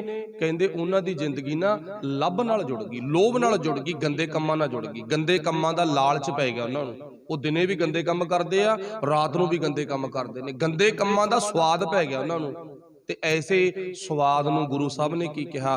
ਤੂੰ ਜਿਉਂਦਾ ਜੀ ਅੱਗ 'ਚ ਮੱਚ ਰਿਹਾਂਗਾ, ਸਾਨੂੰ ਕਿਹਾ। ਤੇ ਬਕਾਇਦਾ ਹੀ ਸੱਚ ਆ। ਮਾਫ ਕਰਨਾ, ਮੈਂ ਅਗਲੇ ਲਫ਼ਜ਼ ਤੇ ਬੋਲ ਨਹੀਂ ਸਕਦਾ। ਉਹਨਾਂ ਦੀ ਜ਼ਿੰਦਗੀ ਨੂੰ ਤੁਸੀਂ ਨਾਪ ਤੋਲ ਕੇ ਵੇਖੋ, ਉਹ ਕੁਝ ਦਿਨਾਂ ਦੀ ਹੁੰਦੇ ਨੇ, ਉਦੋਂ ਬਾਅਦ ਤਾਂ ਅੱਗ 'ਚ ਹੀ ਮੱਚਦੇ ਨੇ। ਧੀ ਦੀ ਨਿਗਾਹ 'ਚ ਵੀ ਅੱਗ 'ਚ, ਪੁੱਤ ਦੀ ਨਿਗਾਹ 'ਚ ਵੀ ਅੱਗ 'ਚ, ਪਤਨੀ ਦੀ ਨਿਗਾਹ 'ਚ ਵੀ ਅੱਗ 'ਚ, ਮਾਂ ਪਿਓ ਦੀ ਨਿਗਾਹ 'ਚ ਵੀ ਅੱਗ 'ਚ ਮੱਚਦੇ ਨੇ। ਬਸ ਇੱਕ ਲੋਕ ਲੱਜ ਹੁੰਦੀ ਹੈ, ਜਿਹੜਾ ਮਾੜਾ ਜਿਹਾ ਨਾਤਾ ਜੁੜਿਆ ਹੁੰਦਾ, ਨਹੀਂ ਤੇ ਚਾਰ ਸਪੇਰੇ ਉਹ ਟੁੱਟ ਜਾਂਦੇ ਨੇ। ਵਾਹਿਗੁਰੂ ਭਲਾ ਕਰੇ। ਭੱਠ ਖੇੜਿਆਂ ਦਾ ਰਹਿਣਾ ਗੱਲ ਚੱਲਦੀ ਸੀ। ਹੁਣ ਬਾਣੀ 'ਚ ਇਹ ਭੱਠ ਖੇੜਿਆਂ ਦੀ ਵਿਆਖਿਆ ਕਿਵੇਂ ਕੀਤੀ ਆ? ਲੋਭ ਵਕਾਰ ਜਿਨ੍ਹਾਂ ਮਨ ਲਾਗਾ, ਹਰ ਬਿਸਰਿਆ ਪੁਰਖ ਚੰਗੇਰਾ। ਭਾਈ ਉਹਨਾਂ ਦੀ ਜ਼ਿੰਦਗੀ ਐਸੀ ਹੈ, ਜਿਨ੍ਹਾਂ ਦੀ ਜ਼ਿੰਦਗੀ ਨੂੰ ਲੱਭ ਤੇ ਲੋਭ ਲੱਗ ਜਾਵੇ। ਜਾਰੜੇ ਦਾ ਸਾਨੂੰ ਸੱਥਰ ਚੰਗਾ, ਭੱਠ ਖੇੜਿਆਂ ਦਾ ਰਹਿਣਾ। ਪਰ ਮਿੱਤਰ ਰੱਬ ਦੀ ਯਾਦ ਵਿੱਚ ਤਾਂ ਸਾਨੂੰ ਭਾਈ ਸੱਥਰ ਵੀ ਚੰਗੇ ਨੇ। ਰੱਬ ਨੂੰ ਟੁੱਟ ਕੇ ਤਲਾਈਆਂ ਰਜਾਈਆਂ ਵੀ ਮਾੜੀਆਂ ਨੇ। ਰੱਬ ਦੀ ਯਾਦ ਵਿੱਚ ਜੁੜਿਆ ਹੁਣ ਤਾਂ ਭੁੱਖੇ ਰਹਿਣਾ ਵੀ ਚੰਗਾ, ਤੇ ਰੱਬ ਦੀ ਯਾਦ ਤੋਂ ਟੁੱਟ ਕੇ ਜਿੰਨੇ ਮਰਜ਼ੀ ਵਧੀਆ ਖਾਣੇ ਖਾਓ, ਸਾਰੇ ਨਿਕੰਮੇ ਨੇ। ਆਹ ਸ਼ਬਦ ਨੇ ਗੁਰੂ ਸਾਹਿਬ ਦੇ ਜੀਵਨ ਦੀ ਵਿਆਖਿਆ ਕਰ ਦਿੱਤੀ ਤੇ ਰੱਬ ਨੂੰ ਸੁਨੇਹਾ ਲਾ ਦਿੱਤਾ। ਸਾਰਿਆਂ ਨੇ ਰਲ ਕੇ ਇਹ ਸ਼ਬਦ ਗਾਇਆ, ਪੜਿਆ ਤੇ ਅਗਲੀ ਕਿਰਿਆ ਫਿਰ ਕੀਤੀ। ਫਿਰ ਮੈਂ ਇੱਥੇ ਗੱਲ ਕਹਿ ਦੇ, ਮੈਂ ਸਮਾਪਤੀ ਕਰਾਂਗੇ। ਦਸ਼ਮੇਸ਼ ਪਿਤਾ ਦਾ ਜਿਹੜਾ ਤਨ ਦਾ ਚੋਲਾ ਗਾ, ਗੁਰੂ ਪਿਆਰਿਆਂ ਦੇ ਜਿਹੜੇ ਤਨ ਦੇ ਚੋਲੇ ਨੇ ਇੱਥੇ ਚੇਂਜ ਕੀਤੇ ਗਏ। ਦਸ਼ਮੇਸ਼ ਪਿਤਾ ਦਾ ਚੋਲਾ ਨਾ ਝਾੜੀਆਂ ਚੜ ਕੇ ਝਰੀਟਾਂ ਪੈ ਗਈਆਂ ਲੱਤਾਂ ਤੇ, ਪਾਤਸ਼ਾਹ ਦੇ ਤਨ ਤੇ ਪਹਿਨੇ ਹੋਈ ਰੇਬ ਪਜਾਮੀ, ਕਹਿੰਦੇ ਦੱਸਿਆ ਜਾਂਦਾ, ਦੇਖੋ ਕਵੀ ਨੇ ਆਪਣੀ ਕਲਪਨਾ ਲਿਖੀ ਆ ਵੀ ਚੰਡ ਲੱਗੇ ਸੀ, ਖੂਨ ਲੱਗਿਆ ਸੀ, ਖੂਨ ਲੱਗਿਆ ਹੋਵੇ, ਵਾਲ ਨੇ ਕਿਤੇ ਵਾਲਾਂ ਨਾਲ ਚੁੰਬੜ ਕੇ ਪੱਟੀ ਦਾ ਮਸਈਆਂ ਪਾਣੀ ਨਾਲ ਭਿਉਂ ਭਿਉਂ ਕੇ ਗੁਰੂ ਪਿਆਰੇ ਨੇ ਸੇਵਾ ਨਿਭਾਈ। ਫਿਰ 10ਵੇਂ ਪਾਤਸ਼ਾਹ ਨੇ ਇੱਥੇ ਆਪਣੇ ਵਸਤਰ ਚੇਂਜ ਕੀਤੇ, ਨਿਹਾਲੇ ਖੱਤਰੀ ਦੀ ਮਾਂ ਨੇ ਰੰਗ ਰੰਗਿਆ ਤੇ ਚੋਲਾ ਸਿਉਂ ਕੇ ਦਿੱਤਾ। ਗੁਲਾਬੇ ਦੇ ਘਰ ਇਹ ਪਾਤਸ਼ਾਹ ਨੇ ਕਿਰਿਆ ਸੰਭਾਲੀ। ਫਿਰ ਇੱਥੋਂ ਇੱਕ ਪਾਲਕੀ ਤਿਆਰ ਹੁੰਦੀ ਆ, ਉਸ ਪਾਲਕੀ ਦੇ ਵਿੱਚ ਗੁਰੂ ਸਾਹਿਬ ਸਵਾਰ ਹੁੰਦੇ ਨੇ ਤੇ ਸਵਾਰ ਹੋ ਕੇ ਆਪਾਂ ਨੂੰ ਪਤਾ ਪਿੰਡ ਨਿਕਲਿਆ ਸੀ, ਜਾਣੀ ਕਿ ਮਾਛੀਵਾੜੇ ਦੇ ਜੰਗਲ ਚੋਂ ਪਿੰਡ ਜਿਹੜਾ ਕਿ ਉਸ ਟਾਈਮ ਤੇ ਕੱਲਾ ਲੱਲ ਸੀ ਤੇ ਅੱਜ ਲੱਲ ਕਲਾਂ, ਉਹਨਾਂ ਪਿੰਡਾਂ ਦੇ ਇਸੇ ਨਾਂ ਨੇਗੇ। ਤੇ ਉੱਥੇ ਪਹੁੰਚ ਗਏ ਤੇ ਉੱਥੇ ਗੁਰੂ ਸਾਹਿਬ ਦੇ ਸਾਹਮਣੇ ਇੱਕ ਫੌਜ ਦੀ ਜਾਣੀ ਕਿ ਸਿਪਾਹੀਆਂ ਦੀ ਟੁਕੜੀ ਆ ਗਈ, ਹਿੱਸਾ ਆ ਗਿਆ, ਉਹਨਾਂ ਨੇ ਰੋਕਿਆ ਸੀ। ਇਹ ਹੁਣ ਪਿੱਛੇ ਕੌਣ ਨੇ? ਗਣੀ ਖਾਂ ਤੇ ਨਬੀ ਖਾਂ ਇੱਥੇ ਗੁਰੂ ਸਾਹਿਬ ਨੂੰ ਮਿਲੇ ਨੇ ਆ ਕੇ। ਇਹ ਗੁਰੂ ਸਾਹਿਬ ਦੇ ਦਰਬਾਰ ਵਿੱਚ ਨਾ ਆਨੰਦਪੁਰ ਸਾਹਿਬ, ਪੌਂਟਾ ਸਾਹਿਬ ਆਦਿ ਕੀ ਜਾਂਦੇ ਹੁੰਦੇ ਸੀ ਤੇ ਗੁਰੂ ਸਾਹਿਬ ਵੀ ਵੱਡੇ ਘੋੜਿਆਂ ਦੇ ਸ਼ੌਕੀਨ ਸਨ। ਤਕੜ ਚਾਹੀਦੀ ਆ, ਜਿਨ੍ਹਾਂ ਦੇ ਕਾਰਜ ਤੇਜ਼ੀ ਵਾਲੇ ਹੋਣ, ਉਹਨਾਂ ਨੂੰ ਸਾਧਨ ਵੀ ਤੇਜ਼ੀ ਵਾਲੀ, ਸਿੱਧੀ ਜੀ ਗੱਲ ਆ ਬਸ। ਸਾਧਨ ਜ਼ਿੰਦਗੀ ਦੇ ਹਿਸਾਬ ਨਾਲ ਆਗਾ। ਹੁਣ ਗੁਰੂ ਸਾਹਿਬ ਜੀ ਦੇ ਕੋਲੇ ਕੰਮ ਵੀ ਤੇਜ਼ੀ ਵਾਲੇ ਸੀ ਤੇ ਗੁਰੂ ਪਾਤਸ਼ਾਹ ਕੋਲੇ ਘੋੜੇ ਅਰਬੀ ਤੇ ਤੁਰਕੀ ਹੁੰਦੇ ਸਨ। ਤੇ ਇਹ ਗਣੀ ਖਾਂ ਤੇ ਨਬੀ ਖਾਂ ਵੱਡੇ ਘੋੜਿਆਂ ਦੇ ਵਪਾਰੀ ਸੀ, ਚੰਗੇ ਵਪਾਰੀ ਸੀਗੇ, ਅਰਬੀ ਤੇ ਤੁਰਕੀ ਘੋੜਿਆਂ ਦੇ। ਇਹ ਤਾਂ ਪਾਤਸ਼ਾਹ ਨੂੰ ਇੱਥੇ ਮਿਲ ਗਏ ਸੀ, ਇਹ ਹੁਣ ਅੱਗੇ ਲੈ ਕੇ ਆ ਰਹੇ ਨੇ, ਕਿਉਂਕਿ ਗੁਰੂ ਸਾਹਿਬ ਨਾਲ ਇਹਨਾਂ ਦਾ ਨਾਤਾ ਪ੍ਰੇਮ ਆ। ਤੇ ਉਹ ਪਾਲਕੀ ਦੇ ਵਿੱਚ ਗੁਰੂ ਸਾਹਿਬ ਤੋਂ ਤੁਰ ਨਹੀਂ ਸੀ ਹੋਇਆ, ਫਿਰ ਪਾਲਕੀ ਦੇ ਉੱਪਰ ਪਾਤਸ਼ਾਹ ਨੂੰ ਸਜਾਇਆ ਗਿਆ ਤੇ ਅੱਗੇ ਲੈ ਕੇ ਨਿਕਲ ਰਹੇ ਨੇ। ਗੁਰੂ ਪਾਤਸ਼ਾਹ ਕਿਰਪਾ ਕਰੇ। ਹੁਣ ਇੱਥੇ ਸਤਿਗੁਰੂ ਪਾਤਸ਼ਾਹ ਦੇ ਸਾਹਮਣੇ ਖੜ ਕੇ ਇਹਨਾਂ ਨੇ ਰੋਕ ਲਿਆ ਤੇ ਰੋਕ ਕੇ ਕੀ ਕਿਹਾਗਾ? ਕੌਣ ਆ ਇਹ? ਸ਼ੱਕ ਪੈ ਰਹੀ ਹੈ ਨਾ, ਕੌਣ ਆ? ਤੇ ਹੁਣ ਚੇਤਾ ਰੱਖਿਓ, ਉੱਥੇ ਗਣੀ ਖਾਂ ਤੇ ਨਬੀ ਖਾਂ ਨੇ ਕਿਹਾ ਸੀਗਾ ਇਹ ਉੱਚ ਦਾ ਪੀਰ ਆ। ਉਹ ਕਹਿੰਦੇ ਸਨਾਖਤ ਕਰਾਓ, ਕੋਈ ਪ੍ਰੂਫ ਦਿਓ। ਤੇ ਅੱਗੇ ਬੇਨਤੀ ਕੀਤੀ, ਅਸੀਂ ਪ੍ਰੂਫ ਤੁਹਾਨੂੰ ਕੀ ਦੇਈਏ, ਤੁਸੀਂ ਆਪ ਹੀ ਸਨਾਖਤ ਕਰ ਲਓ, ਆਪ ਹੀ ਸਨਾਖਤ ਕਰ ਲਓ ਨਾ ਤੁਸੀਂ। ਫਿਰ ਇਹਨਾਂ ਨੇ ਇੱਥੇ ਗੁਰੂ ਸਾਹਿਬ ਨੂੰ ਰੋਕ ਲਿਆ ਤੇ ਰੋਕ ਕੇ ਕਹਿੰਦੇ ਅਸੀਂ ਆਪਣੇ ਵੱਲੋਂ ਕੋਈ ਸਿਆਣਾ ਮੋਹਤਬਰ ਸੱਦਣਾਗਾ ਤੇ ਜਿਹੜਾ ਗੁਰੂ ਸਾਹਿਬ ਨੂੰ ਪਛਾਣੇ ਵੀ ਇਹ ਸੱਚੀ ਉੱਚ ਦਾ ਪੀਰ ਹੈਗਾ। ਤੇ ਫਿਰ ਇਹਨਾਂ ਨੇ ਆਪਣੇ ਵੱਲੋਂ ਉੱਥੇ ਨਾ ਪੀਰ ਮੁਹੰਮਦ, ਜਿਹਨੂੰ ਸਲੋਹ ਵਾਲਾ ਮੁਹੰਮਦ ਕਹਿੰਦੇ ਨਾ, ਪਿੰਡਾਂ ਦੇ ਲਾਗੇ ਇੱਕ ਸਲੋਹ ਪਿੰਡ ਆ, ਜਿਹਨੂੰ ਮੁਹੰਮਦ ਸਲੋਹ ਵੀ ਕਿਹਾ ਜਾਂਦਾ, ਪੀਰ ਮੁਹੰਮਦ ਵੀ ਕਿਹਾ ਜਾਂਦਾ, ਪੀਰ ਮੁਹੰਮਦ ਸਲੋਹ ਵੀ ਕਿਹਾ ਜਾਂਦਾਗਾ। ਤੇ ਚੇਤਾ ਰੱਖਿਓ, ਜਿਹੜਾ ਪੀਰ ਮੁਹੰਮਦ ਸਲੋਹ ਆ, ਬੰਦਾ ਬਹੁਤ ਪੜਿਆ ਲਿਖਿਆ ਗਾ, ਜਿਹਨੂੰ ਆਪਾਂ ਕਹਿ ਦਈਏ ਨਾ ਬੰਦੇ ਦੀ ਅੱਖ ਦੇਖ ਕੇ ਪਛਾਣ ਦਿੰਦਾ ਹੀ ਬੰਦਾ ਕਿਹੋ ਜਿਹਾ। ਇਹਦੀ ਐਡੀ ਵੱਡੀ ਪਾਰਖੂ ਬਿਰਤੀ ਆ। ਹੁਣ ਗੁਰੂ ਸਾਹਿਬ ਨੂੰ ਪਛਾਣਨ ਦੇ ਲਈ ਤਾਂ ਪਾਰਖੂ ਬਿਰਤੀ ਵਾਲੀ ਚਾਹੀਦਾ ਨਾ, ਤੇ ਇਹ ਗੁਰੂ ਸਾਹਿਬ ਦਾ ਪ੍ਰੇਮੀ ਆ। ਧੰਨ ਗੁਰੂ ਗੋਬਿੰਦ ਸਿੰਘ ਮਹਾਰਾਜ ਜੀ ਦਾ ਜਿਹੜਾ ਪਿਛਲਾ ਜੀਵਨ ਆ ਨਾ, ਆਨੰਦਪੁਰ ਸਾਹਿਬ ਦੇ ਵਿੱਚ ਉਰਦੂ, ਫਾਰਸੀ, ਬ੍ਰਿਜ ਭਾਸ਼ਾ ਆਦਿਕ ਇਹਨਾਂ ਭਾਸ਼ਾਵਾਂ, ਸੰਸਕ੍ਰਿਤੀ ਦੀ ਭਾਸ਼ਾਵਾਂ ਦਾ ਗਿਆਤਾ ਗਿਆਨ ਕਰਾਉਣ ਦੇ ਲਈ ਆਪਾਂ ਨੂੰ ਪਤਾ, ਇੱਕ ਤਾਂ ਪੀਰ ਮੁਹੰਮਦ ਦੀ ਡਿਊਟੀ ਲੱਗੀ ਹੋਈ ਆ ਤੇ ਇੱਕ ਆਪਾਂ ਨੂੰ ਪਤਾ ਮੁਨਸੀ ਲਾਲ ਦੀ ਲੱਗੀ ਹੋਈ ਆ ਡਿਊਟੀ। ਇਹ ਦੋਵੇਂ ਜਣੇ ਧੰਨ ਗੁਰੂ ਗੋਬਿੰਦ ਸਿੰਘ ਸੱਚੇ ਪਾਤਸ਼ਾਹ ਨੂੰ ਵਿਦਿਆ ਸਿਖਾਉਂਦੇ ਨੇਗੇ। ਪਹਿਲਾਂ ਨਹੀਂ ਨੂੰ ਪਤਾ ਸੀ ਵੀ ਇੱਥੇ ਕੌਣ ਆਇਆ ਹੋਇਆਗਾ, ਕਹਿੰਦੇ ਸਨਾਖਤ ਕਰਾਉਣੀ ਆ, ਪਹੁੰਚ। ਜਦੋਂ ਇਹ ਪਹੁੰਚਿਆ ਇਹਨੇ ਤਾਂ ਅੱਖਾਂ ਬੰਦ ਕਰ ਲਈਆਂ ਵੀ ਇਹਦੀ ਸਨਾਖਤ ਕਰਾਉਣੀ ਆ, ਪਛਾਣ ਪਹਿਲੀ ਹੋ ਗਈ ਨਾ। ਆ ਕੇ ਨਮਸਕਾਰ ਕੀਤੀ ਦਿਲ ਚੋਂ, ਸਿੱਧੇ ਤੌਰ ਤੇ ਨਮਸਕਾਰ ਨਹੀਂ ਕੀਤੀ, ਦਿਲ ਚੋਂ ਨਮਸਕਾਰ ਕੀਤੀ। ਸਿੱਧੇ ਤੌਰ ਤੇ ਕਰੂੰਗਾ ਤਾਂ ਪਕੜੇ ਜਾਣਗੇ। ਕੀ ਸਨਾਖਤ ਕਰਨੀ ਆ? ਕਹਿੰਦੇ ਪਰਖ ਕਰੋ ਵੀ ਉੱਚ ਦਾ ਪੀਰ ਆ। ਇਹ ਕਹਿ ਰਹੇ ਨੇ ਵੀ ਉੱਚ ਦਾ ਪੀਰ ਆ ਇਹ, ਤੇ ਪਰਖ ਕਰੋ। ਹੁਣ ਸਿਪਾਹੀ ਕਹਿੰਦੇ ਦਾਸੇ ਇਹ ਉੱਚ ਦਾ ਪੀਰ ਆ, ਤੇ ਪੀਰ ਮੁਹੰਮਦ ਸਲੋਹ ਨੇਤਰ ਬੰਦ ਕਰਕੇ ਖੜ ਗਿਆ। ਹਾਂ, ਇਹ ਉੱਚ ਦਾ ਪੀਰ ਆ, ਇਹ ਉਹ ਉੱਚ ਦਾ ਪੀਰ ਆ ਜਿਹਦੇ ਵਰਗਾ ਹੋਰ ਕੋਈ ਹੈ ਨਹੀਂਗਾ। ਸਿਪਾਹੀ ਆਪਣੀ ਜਗ੍ਹਾ ਤੇ ਸਹੀ ਆ, ਪੁੱਛ ਰਹੇ ਨੇ, ਤੇ ਪਰਖ ਕਰਨ ਵਾਲਾ ਆਪਣੀ ਜਗ੍ਹਾ ਤੇ ਸਹੀ ਆ। ਭਾਵੇਂ ਪਰਖ ਕਰਨ ਵਾਲੇ ਨੇ ਇੱਕ ਦਫਾ ਝੂਠ ਬੋਲਿਆ, ਇੱਕ ਦਫਾ ਝੂਠ ਬੋਲਿਆ ਨਾ, ਭਾਵੇਂ ਪਰਖ ਕਰਨ ਵਾਲੇ ਨੇ, ਪਰ ਇੰਨੀ ਗੱਲ ਜ਼ਰੂਰ ਚੇਤੇ ਰੱਖਿਓ, ਜਿਹੜੀ ਪਰਖ ਕਰਨ ਵਾਲਾ ਝੂਠ ਬੋਲਿਆ ਨਾ, ਉਹ ਤਾਂ ਇੱਕ ਲਫ਼ਜ਼ੀ ਝੂਠ ਆ, ਪਰ ਦਿਲ ਦੇ ਵਿੱਚ ਸੱਚਾਈ ਆ। ਗੁਰੂ ਗੋਬਿੰਦ ਸਿੰਘ ਵਰਗਾ ਉੱਚ ਦਾ ਪੀਰ ਦੁਨੀਆ ਦੇ ਵਿੱਚ ਕੋਈ है ही नहीं गा। ये उच्च दा पीर कौन आ? इसे इलाके दे विच मैं 1 मिनट जी गल खत्म करनी, क्योंकि कल नूं आपणा दूजा इतिहास चलना इधरले पासिਓਂ। ते हुण इत्थों सच्चे पातशाह नूं जदों उच्च दे पीर कह के अगे लंघाया ना, ते गुरु साहब अगे चाले पा गए। गणी खां, नवी खां ते भाई मान सिंह, धर्म सिंह होरां दी मदद नाल अगे पातशाह जी चलदे ने, ते आलमगीर आके गुरु साहब जी आपां नूं पता भाई नगाईया जी ने घोड़ा भेट कीता सी, ओह बाद दा इतिहास आ, गुरु किरपा करे। हुण इधर उच्च दा पीर क्यों कहा? क्योंकि इस इलाके दे विच एक नगर दा नाम आ उच्च। ਉੱਥੇ ਇੱਕ ਬਹੁਤ ਵੱਡਾ ਪੀਰਾਂ ਦਾ, ਵਾਹਿਗੁਰੂ ਮੁਸਲਮਾਨਾਂ ਦਾ ਥਾਂ ਬਣਿਆ ਹੋਇਆ। ਉਸ ਜਗ੍ਹਾ ਤੇ ਰਹਿਣ ਵਾਲੇ ਮਹੰਤ ਨੂੰ ਕਹਿ ਲਓ, ਗ੍ਰੰਥੀ ਨੂੰ ਕਹਿ ਲਓ, ਉੱਥੋਂ ਦੇ ਕੋਈ ਜਿਹੜਾ ਮੋਹਤਵਾਰ ਆ, ਉਹਨੂੰ ਉੱਚ ਦਾ ਪੀਰ ਹੀ ਕਿਹਾ ਜਾਂਦਾ ਸੀ। ਮੁਸਲਮਾਨਾਂ ਦੇ ਵਿੱਚ ਦੋ ਫਿਰਕੇ ਨੇ। ਇੱਕ ਮੁਸਲਮਾਨ ਉਹ ਨੇ ਜੋ ਲੱਭ ਕੱਟ ਕੇ ਰੱਖਦੇ ਨੇ, ਮੁੱਛਾਂ ਕੱਟ ਕੇ ਰੱਖਦੇ ਨੇ, ਸਿਰ ਦੇ ਵਾਲ ਕੱਟ ਕੇ ਰੱਖਦੇ ਆ ਤੇ ਟੋਪੀ ਪਹਿਨ ਕੇ ਰੱਖਦੇ ਆ। ਇੱਕ ਫਿਰਕਾ ਇਹਨਾਂ ਦਾ ਉਹ ਆ ਜਿਹੜੇ ਕਿ ਸਾਬਤ ਸੂਰਤ ਹੁੰਦੇ ਨੇ। ਇਹ ਉੱਚ ਦੇ ਪੀਰ ਵਾਲੇ ਮੁਸਲਮਾਨਾਂ ਦੀ ਜਿਹੜੀ ਜੋ ਅੱਜ ਕੱਲ੍ਹ ਨਾ ਉਹ ਸਿੰਧ ਦੇ ਇਲਾਕੇ ਵਿੱਚ ਚਲੇ ਗਏ ਸੀ, ਬਾਅਦ ਚ ਸਿੰਧ ਚਲੇ ਗਏ ਸੀਗੇ। ਹੁਣ ਵਾਹਿਗੁਰੂ ਭਲਾ ਕਰੇ, ਇਹ ਉਹ ਮੁਸਲਮਾਨ ਨੇ ਜਿਹੜੇ ਕਿ ਨਾ ਮੁੱਛਾਂ ਵੀ ਰੱਖਦੇ ਨੇ, ਸਿਰ ਦੇ ਕੇਸ ਵੀ ਰੱਖਦੇ ਨੇ, ਟੋਪੀ ਲੈਣ ਦੀ ਬਜਾਏ ਇਹ ਪੱਗ ਬੰਨ੍ਹ ਕੇ ਰੱਖਦੇ ਨੇ, ਪਰ ਪੱਗ ਇਹ ਬਟਿਆਂ ਵਾਲੀ ਬੰਨ੍ਹਦੇ ਨੇ। ਜਿਵੇਂ ਆਪਾਂ ਪੂਣੀ ਕਰਕੇ ਤਹਿ ਮਾਰ ਕੇ ਬੰਨ ਲੈਂਦੇ ਆ, ਇਹ ਬਟੇ ਕਰਕੇ ਪੱਗ ਬੰਨ੍ਹਦੇ ਨੇ। ਤੇ ਦਸ਼ਮੇਸ਼ ਪਿਤਾ ਦੇ ਵੀ ਬਟਿਆਂ ਵਾਲੀ ਪੱਗ, ਪਿੱਛੇ ਕੇਸ ਤੇ ਸਾਬਤ ਸੂਰਤ ਹੈ, ਨੀਲੇ ਰੰਗ ਦਾ ਬਾਣਾ ਪਾਇਆ ਹੋਇਆ ਹੈਗਾ। ਤੇ ਇਹ ਉਹ ਉੱਚ ਦਾ ਪੀਰ, ਸੱਚਾ ਉੱਚ ਦਾ ਪੀਰ ਬਣ ਕੇ ਇੱਥੋਂ ਭਾਈ ਅੱਗੇ ਗੁਰੂ ਪਾਤਸ਼ਾਹ ਜੀ ਆਉਂਦੇ ਨੇ। ਫਿਰ ਪਾਤਸ਼ਾਹ ਜੀ ਆਪਣੇ ਇਲਾਕੇ ਵੱਲ ਨੂੰ ਵਿਚਰਦੇ ਨੇ। ਕਿਵੇਂ ਕਿਵੇਂ ਵਿਚਰਦੇ ਆ ਉਹ ਗੁਰੂ ਜਾਣਦਾ, ਗੁਰੂ ਨੇ ਬਖਸ਼ਿਸ਼ ਕੀਤੀ ਤਾਂ ਅੱਗੇ ਆਪਾਂ ਗੱਲ ਸ਼ੁਰੂ ਕੀਤਾਂਗੇ, ਤੇ ਨਹੀਂ ਆਪਾਂ ਪਿਛਲਾ ਇਤਿਹਾਸ ਕੱਲ੍ਹ ਨੂੰ ਸ਼ੁਰੂ ਕਰਾਂਗੇ। ਸਭ ਦਾ ਧੰਨਵਾਦ, ਭੁੱਲਾਂ ਦੀ ਖਿਮਾ। ਸਮਾਂ ਕੁਛ ਵੱਧ ਲੱਗ ਗਿਆ, ਸਾਰੀ ਸੰਗਤ ਬਖਸ਼ਣਯੋਗ ਹੈ ਜੀ। ਵਾਹਿਗੁਰੂ ਜੀ ਕਾ ਖਾਲਸਾ, ਵਾਹਿਗੁਰੂ ਜੀ ਕੀ ਫਤਿਹ। ਰਾਮ ਕਲੀ ਮਹੱਲਾ